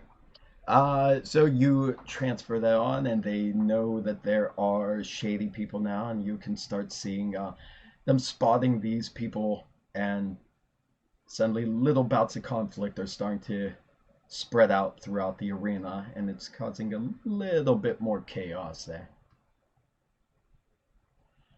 Dakota, you see in the screen, she is running. It looks like she's heading towards a docking bay. Okay. Kai, where are you? I'm still standing next to the ring. Okay. And I would, especially with Blackman coming towards the ring, I would try to get the to get to Missy Callisto, Mm-hmm. or to get her. Words are slipping my brain. To make her realize that I'm here and try to get her to follow me. Okay. She's rushing to the backstage quickly now, even She's ahead. also rushing now. Yeah. Okay. Are you going to Is she follow her rushing backstage? towards? Yeah, she's going the same direction with Titania and Titania went in a completely Titania. different direction. Dakota went one Okay, way, I'm Titania following her. another. Okay. Okay. You're following Missy. I'm following her, and once we're backstage, I would basically try to tell her, if you want to live, follow me. and then walk towards Belle if she does follow me. Okay. Come Uh, with me if you want to yeah. live. She's when she gets backstage, she runs and she like grabs like an already packed duffel bag that seems to have all her stuff in it. And she grabs it and she's Perfect. running. She looks at you and just shrugs you off and just runs by. Okay, then I follow her. Okay. She goes right. Kelly, you're following Titania, right? Yeah. She's also heading towards a docking bay or docking area.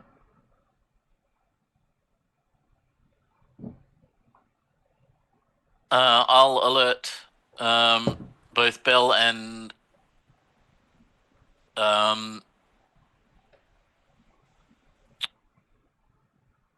also mental blank. Edith. Edith, Hi. thank you. As to which docking base they're looking as though they're heading from, or heading to, rather. And probably catch up a bit to Tanya and be like, we have a deal. She nods to you, and she's like, I know, I understand. Just give me your information. I'll send you whatever money's left over. We won't need it after the procedure's done.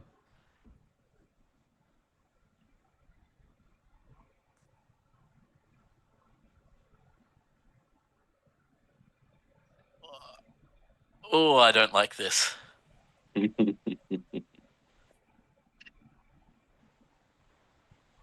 Edith, also, what are you doing at this time?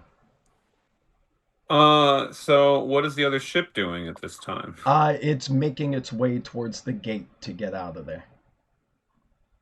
Oh, so it's just out. It's Okay, leaving. and the cops are coming in. Yeah. Okay, so it's not even trying to get back around. And what? And the other ship?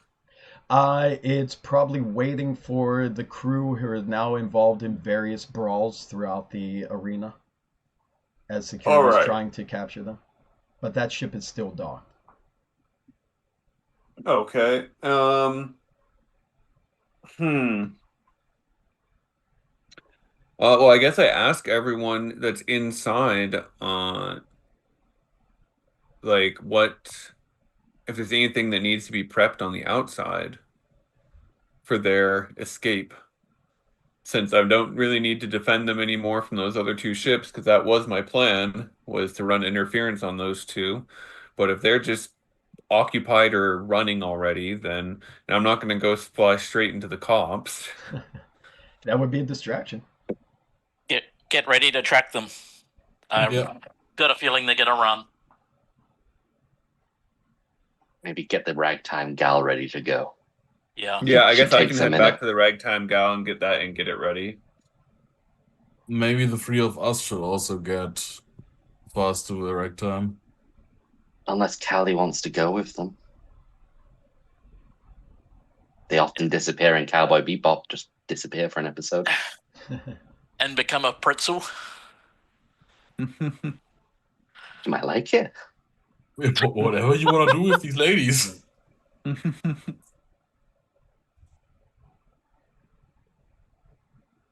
Come I with think us. like, Come with us. We'll take you to where you need to go. Otherwise, once you're gone, we have nothing. She stops and looks at you. What do you mean? Come with you. How? We've got a ship. I'll have to talk to my sisters first. You get to your docking bay and you're gone and we get nothing. I slowly remove one of the pistols and I'm not pointing it at her, but I'm keeping an eye on what's around me for the men in black. Okay. So I'm not being hostile to her. It's not pointed at her at this point, but it is definitely, I'm keeping an eye on her and an eye around me. Okay. The other two sisters arrive in separate directions. Dakota also retrieved a duffel bag from a locker, so she has her belongings. and carrying a third spare bag, probably for Titania. As the three get close together, you just see them like their muscles like swell up even more, and they get like this air of violence about them. And now the three of them are just hulking over top of you, Callie. Titania says, "This little one here said that she's going to get us out of here on their ship. She wants us to give whatever money's left over."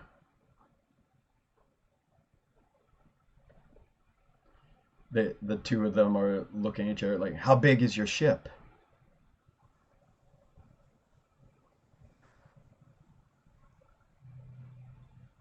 It's big. The zip craft, though, will be tight. Again, out of character quickly, we only came on Bell's zip craft, correct? Yeah. Or did we tow one Yeah. of the other No. zip crafts? No, we came on mine, but you can always go on whatever ship they've got waiting for them. I'm sure there's room for one more and then get them to land on our ship. What if I guide you to our mothership? Good, just come with us. Come with and us. You come with us. Gulp. Okay. Titania grabs you by the back of the collar and lifts you up and starts walking you over to their ship. I sigh and just slide the gun back into its holster.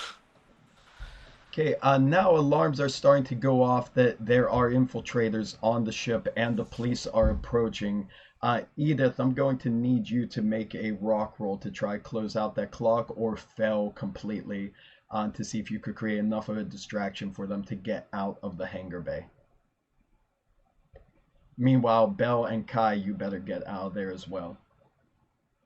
Yeah, I guess that Kai, after a while of talking to him, be like, "Come on, we got a zip craft, we can get you out of here," and her just completely ignoring him, Yeah. I assume. Yeah. She's like, yeah, whatever, and beelines towards Belle, like, "Hey, let's get on the zip craft, let's go to the ragtime." You were The just like alarms the are annoying going off. mosquito behind her the whole time as she's running through the station, thinking you're just an annoying fan. Yeah, fair. Okay, but Edith, you're the only one that's on the outside, so the only one that could try to make sure that the police don't cut off any escape route that everyone could take for the Ragtime Gal. Okay, I'll get working on it. Okay, what would you like to do then? I mean, this is immediate, so I guess I don't really have time to go back and get the ragtime, right? No, not at the moment. Although you could say you did if you want to just like swing it by real fast. I mean, you're in control of the narrative. It just depends what you roll. Yeah.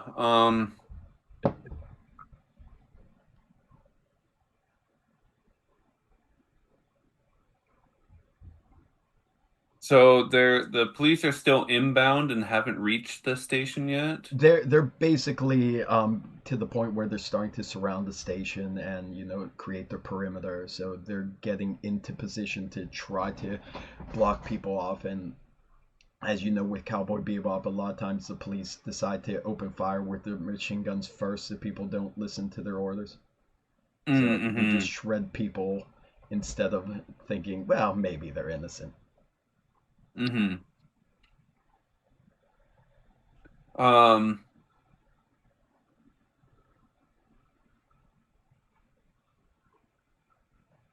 hmm.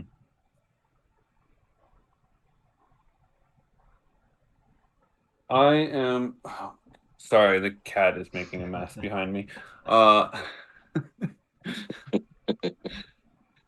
Um, trying to think of a good way to distract them. And how many of them are there? Like a full, we're talking like more than 20? I don't know if more than 20, but it's a large number rushing in. It's a raid. Yeah, yeah. Again, it doesn't even have to be a distraction. If you said you wanted to go back and get the Ragtime Gal, you could just like bring the whole barge around to scoop up everyone. Yeah, I think that's what I'll do is I'll fly back and quickly land the Marlin and start bringing the ship back around so it'll be easier for them to escape. Okay. And the fact that it's the was it overwhelming odds with the police coming in, you're driving this huge cargo ship. Yeah, that's why it's a rock thing, because you are trying to do something against overwhelming odds. So might as well go for it, sir. And then you could tell me what it all means. All right, so I will once again. All right, so this time I've gotten back to the ship, and I'm back in the main pilot's seat. But considering how much bigger this cockpit is than my Zipcraft, how much space I have, and how slow it is, I just kick back and relax and throw my combat boots up on the console display and wait for the lug of a ship to slowly make its way in the direction that I want it to go, to get into position to pick up the others. All right. And let's see how that works for you. Okay, so that's 4 dice, I believe. Yeah, 3 for that. You get 1 for your black combat boots, right? Yeah. Let's do it. Oh, barely. Got 6, 5, 3, and 1. Yeah, barely is right, but that's it. That's it. And you only need the 1 success, and you did get the 1 success. And you only generated 1 shock. What would you like to do with that shock, or just let it burn? Just let it burn. But so this is essentially ending it, right? Pretty much. There'll be like a small end scene afterwards, but you can narrate the entire resolution here. Okay, so as I am pulling up in front of it, and they are getting to their ships, I press a couple buttons on the console, and it releases like 6 or 7 of the empty cargo holds that we had stacked up on there, creating kind of a visual and physical barrier between the cops and us, giving us a clear escape path. Okay, I like that. Then all the ships on Bell, you get your ship out. Kai gets with you. You get on board, and Kelly, you are now crammed in this small vessel, this tiny girl between these 3 hulking girls sitting around you, just looming over you like this. And they race out, and you all get aboard the Ragtime Gal. And I assume you're going to make a break for the gate before the police circle around and see what happened. Is that right, Edith? Yep. All right. And then just for the end cap scene, we'll say you're on one of the moons near where is it? Jupiter. So around a secret lab or a secret underground doctor, maybe on Titan, and you're just standing outside in the waiting room for the procedure to complete.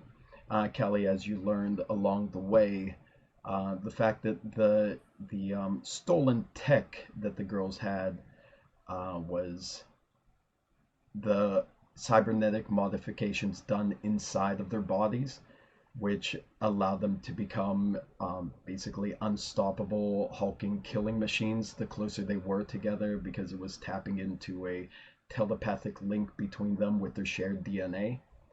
And the problem was that they were being used as unwilling soldiers to do some shady things for the company. But if they didn't take their medication, if they approached near each other, it would trigger massive headaches, nosebleeds, and throw them into agony the longer they were together. So they were just running out of their last medicine, which is why they needed the money to afford this black market operation to remove all the implants. And once the procedure's done, you see the girls are all recovering in their beds. Their muscles are already starting to deteriorate. They're getting lots of loose, flabby skin as they're lying around there. And the doctor comes out, tells you, "Don't worry, it was successful. Those girls their lives will be back to normal soon." As a matter of the fee, that's going to be about 1 million wulongs, if you don't mind.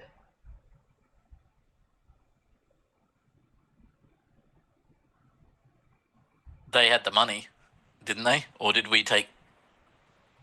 They were a little short of the amount that was transferred over, but they assured us that you would cover everything if you could. Did they know?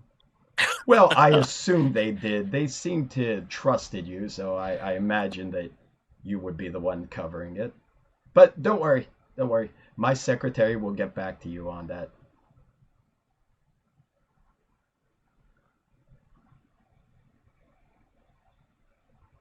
Well, bugger. Recovering in the Is bed, this- the now more emaciated form of Missy Callisto waves you over a little bit. She looks weak, but Kelly, she waves you over. I head on over there. Yeah. Hey, thank you for what you did with us. We do have a small cache of supplies and some money back in our hometown that we could get back to you. So we'll cover what we can. It just might take us a while to pay off this debt, but we owe you. Thank you so much for what you've done.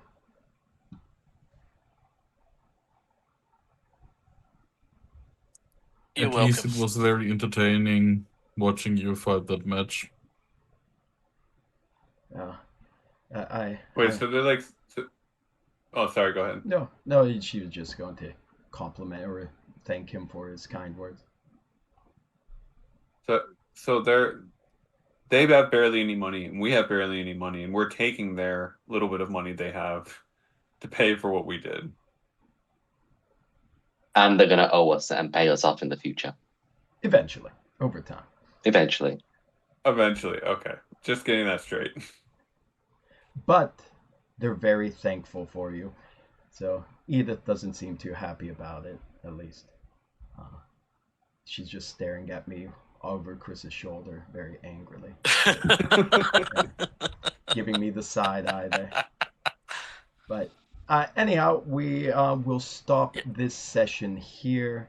One slight thing. slight Bill thing. wasn't a part of this conversation that they all were. You just kind of see him in the background coming out of what is obviously a door that says authorized personnel only, holding a whole bunch of things that look like cybernetic implants and running off to the ship looking very happy with himself.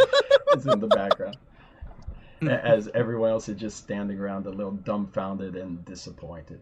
As usual. Yeah, Bell's super happy at this He's point. happy, He's got what he yeah. wanted. He has no idea what's going on, but he knows he's happy. But anyhow, that's the end of the name of this session was Satellite Sarabande.